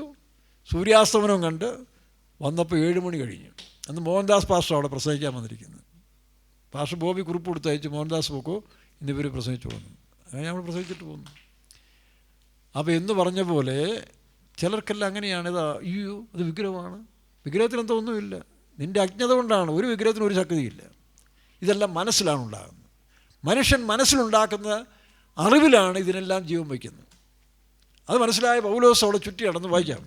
ഞാൻ ചുറ്റി നടന്ന നിങ്ങളുടെ പൂജാസ്ഥാനങ്ങളെ നോക്കുമ്പോൾ അജ്ഞാതദേവന് എന്ന് എഴുതിയിരിക്കുന്ന ഒരു വേദിക്കല്ല്. അവിടെയാണ് ദൈവജ്ഞാനം. തനിക്ക് ഇവരെ ഒന്ന് എൻട്രി ചെയ്യാനായിട്ടൊരു എൻട്രൻസ് വേണം, എൻട്രി ഡോർ വേണം. അപ്പോൾ നോക്കുമ്പോൾ ഒരു അജ്ഞാതദേവൻ എന്നുള്ളൊരു പേര് കണ്ടു. പൗലോസ് അവിടെ പിടിച്ചു. വായിക്കാം. എന്നാൽ നിങ്ങൾ അറിയാതെ പൂജിക്കുന്നത് തന്നെ ഞാൻ നിങ്ങളോട് അറിയിക്കുന്നു. ഇതാണ് ദൈവജ്ഞാനം. അപ്പോൾ അവർക്ക് സംശയമായി. അതല്ല, ആദ്യം തന്നെ യേശു ക്രിസ്തുവാണ് ദൈവം, നിങ്ങളുടെ എല്ലാം പിശാചാണ്, വിഗ്രഹമാണെന്ന് പറഞ്ഞാൽ അടി കിട്ടി. അല്ലാതെ അടി കിട്ടുന്നുണ്ട്. അങ്ങനല്ല. ചില സമയത്ത് നമ്മൾ നല്ല കാര്യം പറഞ്ഞാൽ അടി കിട്ടും, അത് വേറെ കാര്യം. പക്ഷെ ഇവിടെ നിങ്ങൾ ഈ അജ്ഞാത ദേവനെയാണ് ഞാനിപ്പോൾ പറയാൻ പോകുന്നത്. അപ്പോൾ അവർ ശ്രദ്ധയോടെ കേട്ടു. കുറേ പേര് രക്ഷിക്കപ്പെട്ടു. പിന്നീട് പ്രശ്നമുണ്ടായി. അവിടെ സഭയെ സ്ഥാപിച്ചു. ദൈവത്തിന് സ്തോത്രം. അതുകൊണ്ട് ഈ കാണുന്നതെല്ലാം തട്ടിക്കളയുന്നതിന് മുമ്പേ ദൈവജ്ഞാനത്തോട് ഇടപെടാൻ നമുക്ക് കൃപ ആവശ്യമാണ്. അതാണ് ചിലർ എന്നെയും വിമർശിക്കുന്നത്. പാസ്റ്ററിന് ഇതൊക്കെ പറയുന്നത്. ഇത് പറയുമ്പോൾ അതിനോട് ബന്ധപ്പെട്ട് ചിലർ ശ്രദ്ധിക്കും, കൂട്ടത്തിൽ മറ്റൊന്ന് മനസ്സിലാക്കിയെടുക്കും. അങ്ങനെ ഇവരെന്ത് ചെയ്തു? വായിച്ചുകയും ഈ ഏഫയുടെ ചിറക്, സ്ത്രീകളെന്ത് ചെയ്തു? ഈ ചിറക്, അവൻ്റെ ചിറകുണ്ടായിരുന്നു, അവൾ അതിന് ഏഫയെ പൊക്കി. വായിക്കാം. അവർ ഭൂമിക്കും ആകാശത്തിനും മധ്യേ ഏഫയെ പൊക്കിക്കൊണ്ട് പോയി. അപ്പോൾ അതിന് ചിറക് വേണം. ചിറക് അതാ കാറ്റാണ് ചിറക്. കാറ്റെന്ന് പറഞ്ഞാൽ സ്പിരിറ്റ്, വിൻഡ്. ഹോളി സ്പിരിറ്റിനെ വിൻഡെന്ന് പറയുന്നുണ്ട്. അപ്പോൾ ഇവർക്കൊരു സ്പിരിറ്റുണ്ട്. അതാണ് ഈ ചിറകെന്ന് പറയുന്നത്. അപ്പം ഈ ഹിന്ദുക്കൾ വിശ്വസിക്കുന്ന ഈ വരാൻ പോകുന്ന ആ കുതിരയുടെ പേര് ദേവദത്തൻ എന്ന് അവർ പറയുന്നത് കേട്ടോ. ദേവദത്തൻ കുതിരപ്പുറത്തായിരിക്കും കൽക്കി വരാൻ പോകുന്നതാണ്. ദേവദത്തൻ. അപ്പോൾ അതെന്താ? അതിന് ചിറകുണ്ടെന്നാണ്. അപ്പോൾ സന്യാസി എന്ന് പറഞ്ഞാൽ അതിന് ഇവർ ചിറകെന്തിനാ? കുതിരയ്ക്ക് കാലിന് ശക്തിയില്ലേ? അതെനിക്ക് മനസ്സിലായില്ലെന്ന് പറഞ്ഞു. അപ്പോൾ ഞാൻ പറഞ്ഞു ആ ചിറകെന്ന് പറയുന്നത് ഇങ്ങനെ സക്രിയ പ്രവർത്തനത്തുണ്ട്, അതൊരു കാറ്റാണ്. അതിൻ്റെ അർത്ഥം ഈ സ്പിരിറ്റ് ലോകത്തിലേക്ക് വ്യാപിക്കും. ഈ കൊണ്ടുവരുന്ന സ്പിരിറ്റ് ലോകത്തേക്ക് വ്യാപിക്കാൻ വേണ്ടിയാണ് ഈ കാറ്റിനെ ചിറകിൽ കാറ്റും കൊണ്ടുവരുന്നത്. അത് ദാനിയേലിന്റെ പുസ്തകത്തിലുണ്ടല്ലോ. ആകാശത്തിലെ 4 കാറ്റും സമുദ്രത്തിന് നേരെ അടിക്കുന്നത് കണ്ടു. 7-ാം അധ്യായത്തിന് 1-2 വായിച്ച്. ആകാശത്തിലെ 4 കാറ്റും സമുദ്രത്തിന് നേരെ അടിക്കുന്നത് ഞാൻ കണ്ടു. അപ്പോൾ തമ്മിൽ ഭേദിച്ചിരിക്കുന്ന 4 മൃഗങ്ങൾ സമുദ്രത്തിന് കയറി വരുന്നു. വായിക്കാം. ദാനിയേൽ വിവരിച്ചു പറഞ്ഞത് എന്തെന്നാൽ, ഞാൻ രാത്രിയിൽ എൻ്റെ ദർശനത്തിൽ കണ്ടത് ആകാശത്തിലെ 4 കാറ്റ് മഹാസമുദ്രത്തിന് നേരെ അടിക്കുന്നത് ഞാൻ കണ്ടു. അപ്പോൾ തമ്മിൽ ഭേദിച്ചിരിക്കുന്ന 4 മഹാമൃഗങ്ങൾ വന്നു. ഒറിജിനൽ മൃഗമാണോ? അല്ല.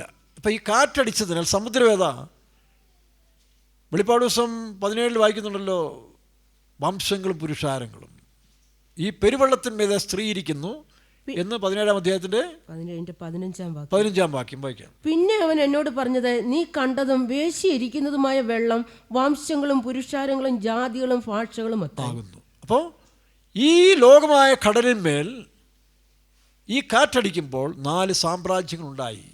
അതാണ് 17-ാം വാക്യം. ദാനിയേൽ 2:17 വായിച്ച്.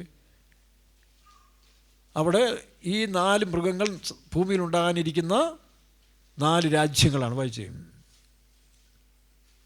17-15. സകല വംശങ്ങളും ജാതികളും ഭാഷക്കാരും. ഈ മൃഗങ്ങൾ ഭൂമിയിൽ ഉണ്ടാകാനിരിക്കുന്ന ദാനിയേൽ 2:15-17 വായിച്ചേ. 7-ാം അധ്യായം അല്ലേ? 7:2 വായിച്ചേ. 7:2. അപ്പോൾ 7:15-17 വായിക്കാം. ദാനിയേൽ 7:2 4 കാറ്റ്. അതിൻ്റെ 15-17 എത്രയാണ്? 15-ാം വാക്യം. ആ 4 മഹാമൃഗങ്ങൾ ഭൂമിയിൽ ഉണ്ടാകുവാനിരിക്കുന്ന 4 രാജാക്കന്മാരാകുന്നു. ആ 4 മഹാമൃഗങ്ങൾ ഭൂമിയിൽ ഉണ്ടാകാനിരിക്കുന്ന, അപ്പോൾ ഈ കാറ്റെന്ന് പറഞ്ഞൊരു സ്പിരിറ്റാണ്. ഇപ്പോൾ BJP ഭരണത്തിൽ വരുന്നതിന് മുമ്പ് ശ്രീമാൻ നരേന്ദ്രമോദിജി കൂടെ ഒരു കാറ്റ് വീശി. നോക്കണം, അതിനു മുമ്പ് അങ്ങനെ ഇതില്ലല്ലോ. വാജ്പേയിയുടെ കാലത്ത് അങ്ങനെ വന്നെങ്കിലും അതെല്ലാം അസ്തമിച്ച് പോയില്ലേ. പക്ഷേ നരേന്ദ്രമോദിയിൽ കൂടെ ഒരു കാറ്റ് വീശിയപ്പോൾ ഒരു രാജ്യം തന്നെ ഭൂമിയിലുണ്ടായി. ഇനി അടുത്ത വേറൊരു കാറ്റ് അടുത്തതിനും വീശുമായിരിക്കും. അപ്പോൾ ആരെങ്കിലും മുന്നോട്ട് വരും. ഒരു പക്ഷേ ഈ ശശി തരൂരോ അല്ലെങ്കിൽ രാഹുൽ ഗാന്ധിയോ ആരെങ്കിലും ഒരാൾ വരാൻ സാധ്യതയുണ്ട്. ഇരിക്കട്ടെ, ഇനി അതിനുള്ള സമയമുണ്ടെന്നുള്ളതാണ് നമുക്കറിയാനുണ്ട്. അപ്പോൾ ഈ കാറ്റെന്ന് പറയുന്നത് ശക്തിയാണ്, ഒരു പവറാണ്. അപ്പോൾ ഈ വരാൻ പോകുന്ന ഈ കൽക്കി എന്ന് ഇവർ വിശ്വസിക്കുന്ന കുതിരയ്ക്ക് 2 ചിറകെന്ന് പറയുന്നത് ആ സമയത്തിൽ ഭൂമിയിൽ വ്യാപരിക്കുന്ന കാറ്റിനെ കുറിച്ചാണ്. ഒന്ന് എതിർ ക്രിസ്തുവിൻ്റെ കാറ്റുണ്ട്, ഒന്ന് വരാൻ പോകുന്ന ഒറിജിനൽ ക്രിസ്തുവിൻ്റെ കാറ്റുമുണ്ട്. അപ്പോൾ ഈ എതിർ ക്രിസ്തുവിൻ്റെ കാറ്റ് ഭൂമിയിൽ വ്യാപിക്കുന്ന സമയത്തിൽ ഏകലോക സാമ്രാജ്യം ഉണ്ടാക്കും. അവൻ്റെ കാലത്ത് എന്ത് ചെയ്യും? എല്ലാ മതങ്ങളെയും മനുഷ്യയും രാഷ്ട്രീയങ്ങൾ മാറും. അവൻ ദൈവമായിട്ട് വരും, പ്രത്യക്ഷപ്പെടും, ഏകത്വത്തിലേക്ക് വരികയാണ്. അതെന്തിനാ? ഫൈനൽ മാച്ചിങ് ആണ്. ഒരു ഫൈനൽ മാച്ചിങ് വരുമ്പോൾ 2 പേരെ കാണാവുള്ളൂ. അപ്പോൾ ഇവനെ മുന്നിൽ കൊണ്ടുവരിക. അതാണ് അതിനു മുമ്പ് ഈ മ്ലേച്ഛത, ഈ കലികാലത്തിൻ്റെ അവസാനത്തിൽ എതിർ ക്രിസ്തു വെളിപ്പെടുന്ന സമയത്തിൽ ഈ പറഞ്ഞ എല്ലാ രാഷ്ട്രീയ കക്ഷികളും നീങ്ങും, മതം നീങ്ങും. ക്രിസ്തു മതവും പോയി, ഹിന്ദു മതവും പോയി, ഇസ്ലാം മതവും പോയിട്ട് ഞാൻ ദൈവം, ആ ഏകത്വത്തിലേക്ക് വരും. കാരണം ദൈവത്തിന് ഓട്ടോക്രാസിയാണ്. ഡെമോക്രസി ദൈവത്തിൻ്റെ അല്ല, ഡെമോക്രസി സാത്താൻ്റെയാണ്. മനസ്സിലാകുന്നു? സാത്താൻ്റെയാണ് ഡെമോക്രസി, അത് ഈ ലോകത്തിൻ്റെയാണ്. അതുകൊണ്ടാണ് ഈ ഡെമോക്രസി വിജയിക്കാതെ പോയത്. സാമ്രാജ്യങ്ങളിൽ നിന്നെല്ലാം പിന്നിൽ പ്രവർത്തിച്ചത് സാത്താൻ്റെ ശക്തിയാണ്. എന്നാൽ ഓട്ടോക്രാസി ആയിട്ട് ദൈവം തന്നെ ഏറ്റെടുക്കുന്നൊരു സമയം വരും. ഒരു രാജാവ് നീതിയോടെ വാഴും. അപ്പോൾ അത് വരുന്നതിന് മുമ്പ് ആണ് നമ്മൾ പറയുന്നത് 7 വർഷം ഈ മ്ലേച്ഛത അധികരിച്ചുകൊണ്ടിരിക്കുന്ന സമയത്തിൽ. ഇനി വെളിപ്പാട് പുസ്തകത്തിൽ നമ്മൾ വായിക്കുമ്പോൾ 18-ാം അധ്യായത്തിൽ ഒരു ബാബിലോൺ നഗരമുണ്ടാകും. പഴയ നെബൂഖദ്നേസറിൻ്റെ കാലത്ത് 14,000 മൈൽ ചുറ്റളവുള്ള ഒരു വലിയ തോട്ടമുണ്ടാക്കിയെടുത്തിരുന്നു. 14,000 മൈൽ. പക്ഷേ അത് കോരശും ദാരിയോസും കൂടെ തകർത്ത് കളഞ്ഞു. ബെൽശസ്സർ എന്ന് പറഞ്ഞ അവൻ്റെ കാലത്ത് കള്ളുപിടിച്ച് ദൈവത്തിൻ്റെ ആലയത്തിലെ പാത്രങ്ങളിൽ കള്ളുപിടിച്ചുകൊണ്ടിരിക്കുന്ന സമയത്ത് അവന് ന്യായവിധി വന്നു. ദൈവം തന്നെ അവനെ നീക്കി മേദ്യർക്കും പേർഷ്യയ്ക്കും രാജ്യം കൊടുത്തു. അപ്പോഴാണല്ലോ സെരുബ്ബാബലിൻ്റെ ആലയം പണിയാനിടയായത്. അപ്പോൾ എന്ന് പറഞ്ഞ പോലെ ഈ എതിർ ക്രിസ്തു ഭൂമിയിൽ ഭരിക്കാൻ പോവുകയാണ്. അതിൻ്റെ പോരാട്ടമാണ് ഇലോൺ മസ്കും ട്രംപും കൂടെ നടത്തിക്കൊണ്ടിരിക്കുന്നത്. അവസാനം ഇതെല്ലാം കൂടെ ഒന്നാകും. അതിനൊരു പ്രധാന ഉപദേശകനായിട്ട് ഈ പോപ്പും കാണും.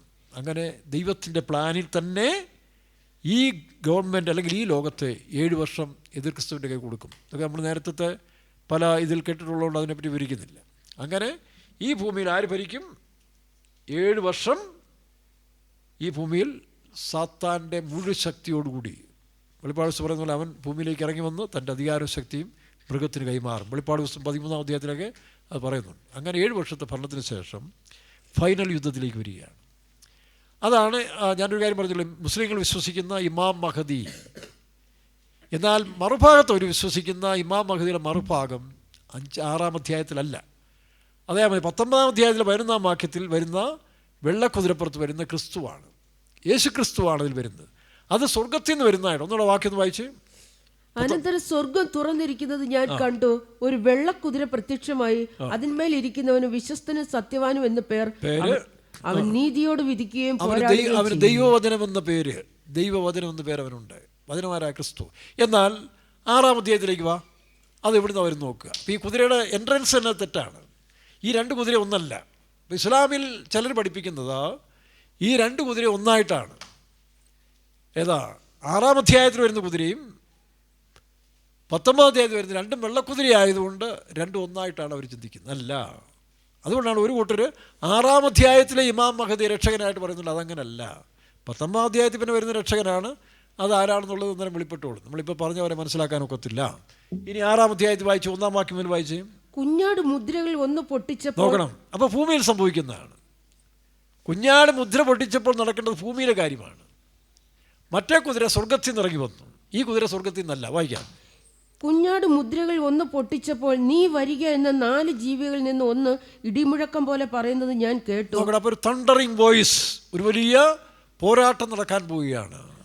ഒരു വലിയ സംഭവം ഉണ്ടാകുന്നതിനാണ് ആ ഇടിമുഴക്ക ശബ്ദം ഉണ്ടാകുന്നത്. അടുത്ത്, അപ്പോൾ ഞാൻ ഒരു വെള്ള കുതിരയെ കണ്ടു. നോക്കണം, എവിടുന്ന്? ഈ ഭൂമിയിൽ ഒരു വെള്ള കുതിരയെ കണ്ടു. വായിക്കാം. അതിന്മേൽ ഇരിക്കുന്നവന്റെ കയ്യിൽ ഒരു വില്ലുണ്ട്, അവന് ഒരു കിരീടവും ലഭിച്ചു. വില്ലത കാണിക്കുന്നു സമാധാന നിയമം. ലോകത്തിന് ഞാൻ സമാധാനം തരാം. ഇലോൺ മസ്കിനോടും ട്രംപിനോടും പറയും, നിങ്ങൾ പേടിക്കണ്ട, നിങ്ങൾ 2 പ്രശ്നങ്ങൾക്ക് ഞാൻ പരിഹരിച്ചു തരാം. പാലസ്തീൻകാരോടും പറയും, ഇസ്രായേലിനോടും പറയും, നിങ്ങൾ ഭയപ്പെടേണ്ട, നിങ്ങൾ 2 പേരുടെ പ്രശ്നം ഞാൻ പരിഹരിച്ചോളാം. പിന്നെ റഷ്യയിലെ പുടിനോടും പറയും, ഉക്രൈനിലെ ആരാ, സെലൻസ്കിയോടും പറയും, no problem, I will solve your problem. വളരെ ഈസി ആയിട്ട്. പണ്ട് നമ്മൾ അച്ചായന്മാരിൽ പറഞ്ഞില്ല, ആ സാരമില്ല, നോ മൈൻഡ്. ഇവൻ്റെ ആശയങ്ങൾ പെട്ടെന്ന് ജനങ്ങൾ ഉൾക്കൊള്ളും. ലോകസമാധാനം, യുദ്ധം വേണ്ട. പക്ഷേ സമാധാനം എന്ന് പറയുമ്പോൾ ഗർഭിണിക്ക് പ്രസവവേദനയുടെ തന്നാൽ പിന്നീട് അറിയുന്നില്ല. അതാണ് 4-ാം വാക്യവും 6-ാം വാക്യവും വായിക്കുമ്പോൾ പിന്നീട് കുതിരയുടെ ഷേപ്പ് മാറുകയാണ്, സ്വഭാവം മാറുകയാണ്. വായിച്ച്, വെള്ളക്കുതിര ഏതായി മാറി? 6:4 വായിച്ചു. വെളിപ്പാട് 6:4. ചുവന്നതായ മറ്റൊരു കുതിര. അപ്പം എതിർ ക്രിസ്തു സമാധാനം പറഞ്ഞ് സ്ഥാപിക്കുന്ന രാജ്യം വീണ്ടും യുദ്ധകലശമായി മാറും. അത് കഴിഞ്ഞ് എന്ത് ചെയ്യുന്നു? പട്ടിണിയും പരിവശമാകും. പിന്നീട് മരണം. ഇതാണ് അവൻ്റെ ഭരണത്ത്. അപ്പോൾ 6-ാം അധ്യായത്തിലെ വെള്ളക്കുതിര അത് എതിർ ക്രിസ്തുവിനെ കാണിക്കുന്നു. 19-ാം അധ്യായത്തിൽ ഇമാം മഹദി എന്ന് അവർ പറയുന്ന നമ്മുടെ കർത്താവായ യേശു ക്രിസ്തു, ഈശാ നബി ലോകത്തിലേക്ക് വന്ന് എന്തു ചെയ്യും? ഈ എതിർ ക്രിസ്തു ആദ്യം വെള്ളക്കുതിരപ്പുറത്ത് വന്ന ഈ എതിർ ക്രിസ്തുവിനോടൻ പോരാടും. 19-ാം അധ്യായത്തിൽ വായിക്കുന്നുണ്ടല്ലോ, വായിച്ചേ 14. സ്വർഗത്തിലെ സൈന്യം നിർമ്മലവും ശുഭ്രവുമായ വിശേഷ വസ്ത്രം ധരിച്ച് വെള്ള കുതിരപ്പുറത്ത് കയറി അവനെ അനുഗമിച്ചു. അതാരാ? സ്വർഗത്തിലെ സൈന്യം ആരാ? സൈന്യാധിപൻ ക്രിസ്തു. ഈ സൈന്യം ഇവിടെയൊക്കെ നമ്മൾ പറഞ്ഞില്ലേ, ഉത്തമത്തിൽ പറയുന്ന പോലെ 2 സൈന്യത്തിന് തുല്യമായ 2 സേനയ്ക്ക് സമാനമാണവൾ, പെന്തക്കോസ്തീൻ നാളിൽ ജനിച്ചുവല്ലോ. 2 സേനയ്ക്ക് സമാനമാണവൾ, പെന്തക്കോസ്തിൽ നാളിൽ ജനിച്ചുവല്ലോ. 2 സിയോനും ശാലേമും സ്വർഗ ചേരുന്ന നാളടുത്തേ. 2 സിയോനും ശാലേമും സ്വർഗ ചേരുന്ന നാളടുത്തേ. അത്ഭുതവാനാം യേശുരാജൻ മേഘത്തിൽ വെളിപ്പെടുമേ, വാന മേഘത്തിൽ. അപ്പോൾ ഈ 2 സൈന്യം, സിയോൻ യെരൂശലേം, അതായത് വിശ്വാസികളും ശുശ്രൂഷകരും ചേർന്ന പുതിയ യെരൂശലേം എന്ന ക്രിസ്തുവിൻ്റെ മണവാട്ടി, അവരാണ് ഈ വെള്ളക്കുതിരപ്പുറത്ത് അനുഗമിക്കുന്ന വിശുദ്ധന്മാർ. വായിച്ചു വീണ്ടും. സ്വർഗത്തിലെ സൈന്യം നിർമ്മലവും ശുഭ്രവുമായ വിശേഷ വസ്ത്രം ധരിച്ച് വെള്ള കുതിരപ്പുറത്ത് കയറി അവനെ അനുഗമിച്ചു. പിന്നെ ജാതികളെ വെട്ടുവാൻ അവന്റെ വായിൽ മൂർച്ചയുള്ള വാൾ. വേറെ വാൾ വേണ്ട, ഈ ലോകത്തിലെ വാളല്ല, ആ വാൾ ഉറയിലിടാൻ യേശു പറഞ്ഞു. നിന്റെ ആയുധം ജഡീയങ്ങൾ. നമ്മുടെ പോരൻ്റെ ആയുധമോ ജഡീയങ്ങളല്ല, ദൈവശക്തിയാണ്. അപ്പം വചനമെന്ന വാൾ, എബ്രായർ 4:12 വായിക്കുമ്പോൾ ദൈവത്തിൻ്റെ വചനം ജീവനും ചൈതന്യമുള്ളതും ഏത് വാളിനേക്കാൾ. അതാണ് നമുക്ക് ആവശ്യം. നമ്മുടെ വാക്കുകൾക്ക് വില ഉണ്ടാകണം. പാഴ്വാക്കുകൾ പറഞ്ഞ് നമ്മളെ വില കുറച്ച് പോകരുത്. ഇല്ലാത്തില്ല പറയും, ഉള്ളതുപോലെ പറഞ്ഞ് നമ്മുടെ വാക്കുകൾക്ക് മൂർച്ച ഉണ്ടാകണം, പവർ ഉണ്ടാകണം. കാണുന്ന കോതയ്ക്ക് പാട്ടെന്ന് പറഞ്ഞ് പോകരുത്. വാക്കിന് സ്ഥിരത ഉണ്ടാകണം, വിശ്വസ്ത ഉണ്ടാകണം, സത്യമായിരിക്കണം. അങ്ങനെയുള്ളവർ ഭാവിയിൽ അനുഗ്രഹിക്കപ്പെടും. ചുമ്മാ അതും പറഞ്ഞ് ഇതും പറഞ്ഞ് കളിയും പറഞ്ഞ് ആവാശം പറഞ്ഞ് വിഡ്ഢിത്തരവും പറഞ്ഞ് പോകുന്നവനെല്ലാം അതപ്പതിച്ചു പോകും. നിങ്ങളുടെ നാവാണ് നിങ്ങളെ സ്വർഗവും നരകവും പണിയുന്നത്. നമുക്ക് നാമേ പണിവത് നാഗം സ്വർഗവും അതുപോലെ. അതുകൊണ്ട് ഓരോരുത്തരും വാക്കിന് സ്ഥിരതയോടെ സംസാരിക്കാൻ പഠിച്ചോണം. ഞാൻ ഒരുപാട് വാഴ്വാക്ക് പറയുന്നവനായിരുന്നു. ഇപ്പോഴും ശ്രദ്ധിച്ച് പോവുക, കാരണം അത് നമുക്ക് തന്നെ ദോഷം ചെയ്യും. നിൻ്റെ വാക്ക് പോവുക അല്ലെങ്കിൽ ഇല്ല. അധികം വരുന്നത് ദുഷ്ടനെന്ന്. അതുകൊണ്ട് തൻ്റെ വായിൽ വാളുകൊണ്ട് വായിച്ചു ചെയ്യും. ജാതികളെ വെട്ടുവാൻ അവന്റെ വായിൽ നിന്ന് മൂർച്ചയുള്ള വാൾ പുറപ്പെടുന്നു, അവൻ ഇരുമ്പ് കോൽ കൊണ്ട് അവരെ മേയ്ക്കും. ഇരുമ്പ് കോൽ കൊണ്ട് അവരെ മേയ്ക്കും. അപ്പോൾ ഈ ചിറക് ശക്തിയെ കാണിക്കുകയാണ്. അപ്പോൾ വരാൻ പോകുന്ന 2 ചിറക്, അധികാരവും ദൈവത്തിൻ്റെ ജ്ഞാനവും ശക്തിയും കൊണ്ട് ഭൂമിയിൽ തൻ്റെ സാമ്രാജ്യം സ്ഥാപിക്കും. അതാണ് എൻ്റെ ഇതിവൃത്തം. അതാണ് യേശു ക്രിസ്തു ലോകത്തിലേക്ക് വരുമ്പോൾ 2 വെള്ളക്കുതിരപ്പുറത്ത് വന്നവന്മാരും 2ആണ്. ഒന്ന് എതിർ ക്രിസ്തു, ഒന്ന് യഥാർത്ഥ ക്രിസ്തു. അവരെവിടെ വെച്ച് ഒലിവുമലയോട് ചേർന്ന് രണ്ടും ഫേസ് ടു ഫേസ് ആയിട്ട് വരുന്ന സമയത്തിൽ കർത്താവ് തൻ്റെ വായിൻ ശ്വാസത്താൽ എന്തു ചെയ്യും? 19 ലാസ്റ്റ് മൃഗത്തെയും അവൻ്റെ കള്ളപ്രവാചനെയും പിടിച്ച് തീയിൽ ഗന്ധക തീപ്പൊയ്കയിലിട്ട് കളയും. എത്രാം വാക്യം പറ? 21 വാക്യം വായിച്ചേ.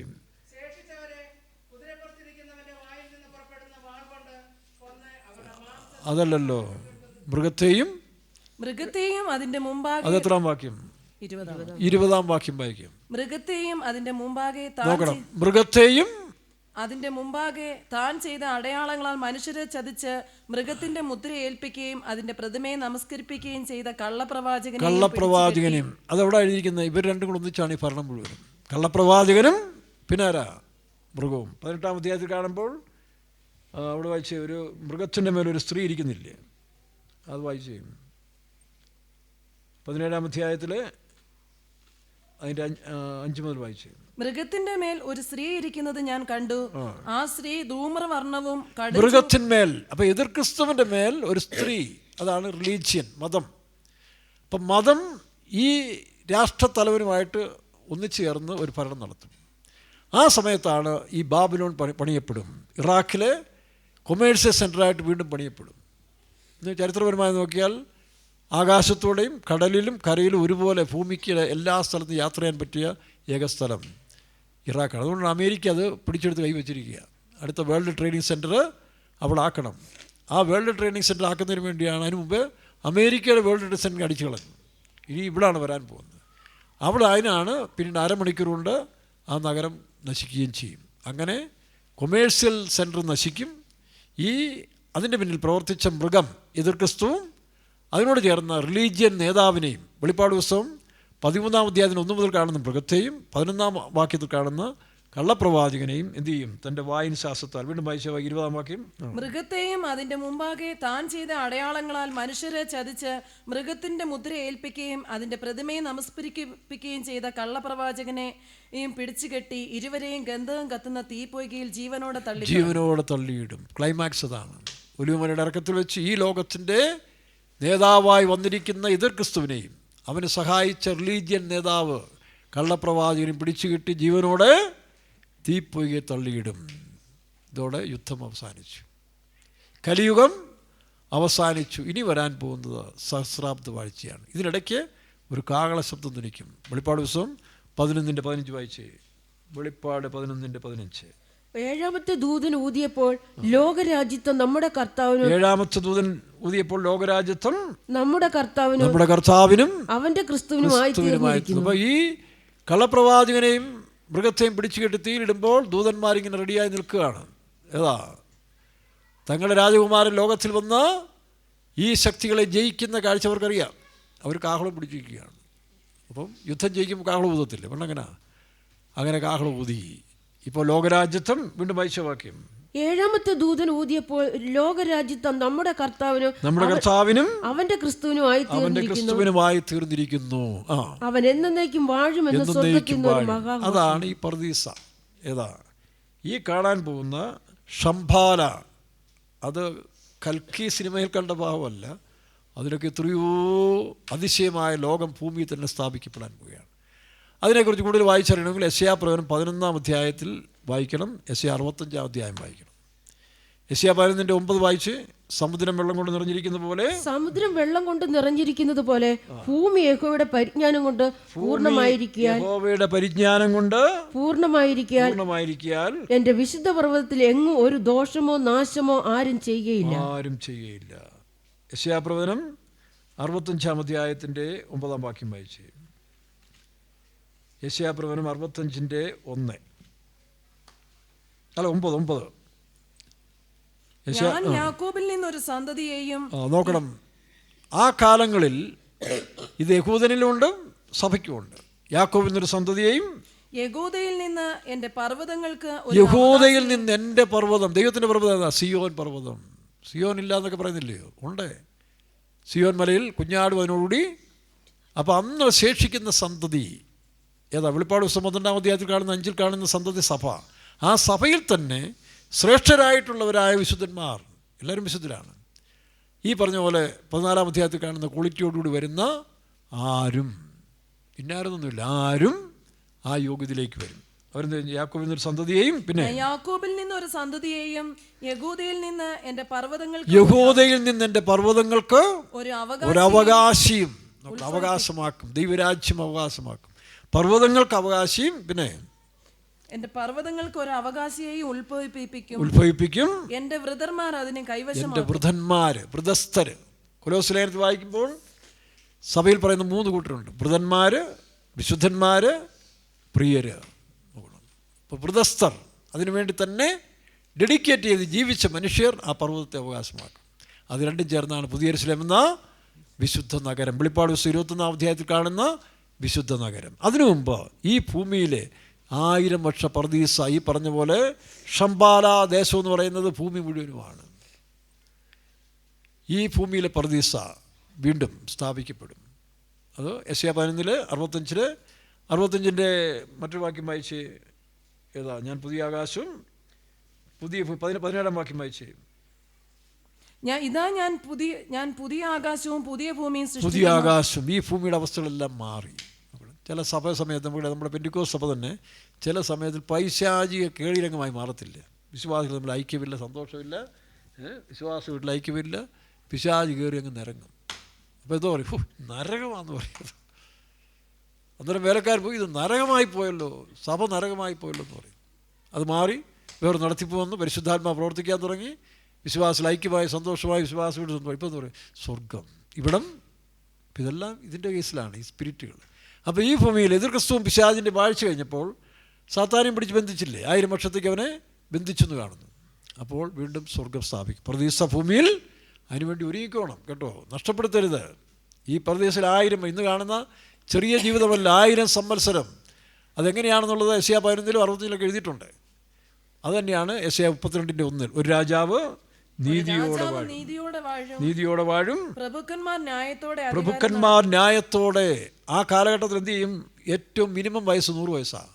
ബാലന്മാർ പോലും 100 വയസ്സിലെ മരിക്കത്തുള്ളൂ. യെശയ്യാ 65-20 വായിച്ച്. കുറെ ദിവസം മാത്രം ജീവിക്കുന്ന കുട്ടിയും ആയുസ് തികയാത്ത വൃദ്ധനും അവിടെ ഇനി ഉണ്ടാകും. വൃദ്ധന്റെ വയസ്സ് എത്രയാ? 1000 വരെ ജീവിക്കാം. വീണ്ടും ഏദനിൽ ആദാം 90-30 അല്ലേ, വേറൊരാൾ 90-65 965 എന്ന് പറഞ്ഞ പോലെ 1000 വർഷ ഭരണത്തിൽ ഒരുത്തൻ ജനിച്ചാൽ അവന് 1000 വർഷം വരെയും ജീവിക്കാൻ സാധിക്കും. 1000 വർഷ ഭരണം തന്നെ. 23 മുതൽ വായിച്ചേ. എന്റെ ജനത്തിന്റെ ആയുസ് വൃക്ഷത്തിന്റെ ആയുസ് പോലെയാകും.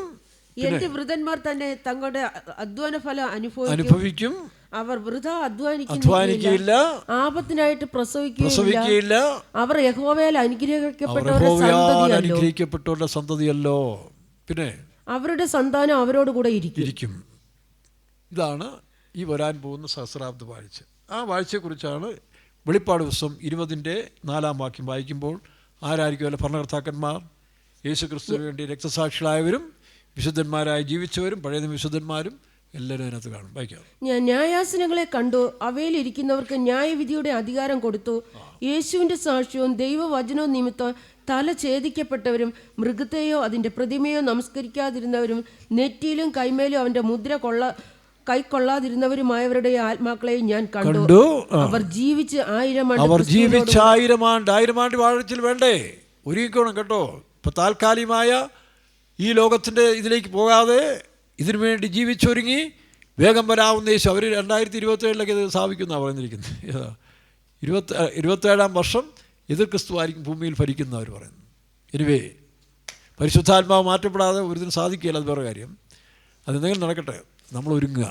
ഏത് സമയത്തും നമ്മൾ ഒരുങ്ങുക, കർത്താവിൻ്റെ വരവിനോട് ഒരുങ്ങുക. 1000 വർഷ ഭരണം ഭൂമിയിലുണ്ട്. അതാണ് പർദീസ, അതാണ് ഷംബാല.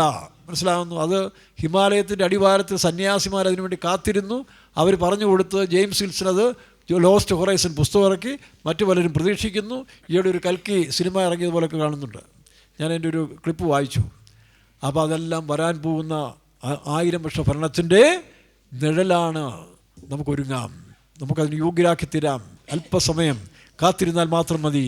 നമ്മുടെ കർത്താവായ യേശു വരും, തൻ്റെ വിശുദ്ധന്മാരെ ചേർക്കും, തിരിച്ച് വെള്ളക്കുതിരപ്പുറത്ത് തൻ്റെ വിശുദ്ധ സൈന്യമായി ഭൂമിയിലേക്ക് വരാൻ പോവുകയാണ്. ഈ ലോകരാജ്യത്ത് അസ്തമിക്കാൻ പോകുന്നു, ദൈവരാജ്യം സ്ഥാപിക്കപ്പെടാൻ പോകുന്നു ഭൂമിയിൽ, പർദീസയിൽ. ഹല്ലേലൂയ.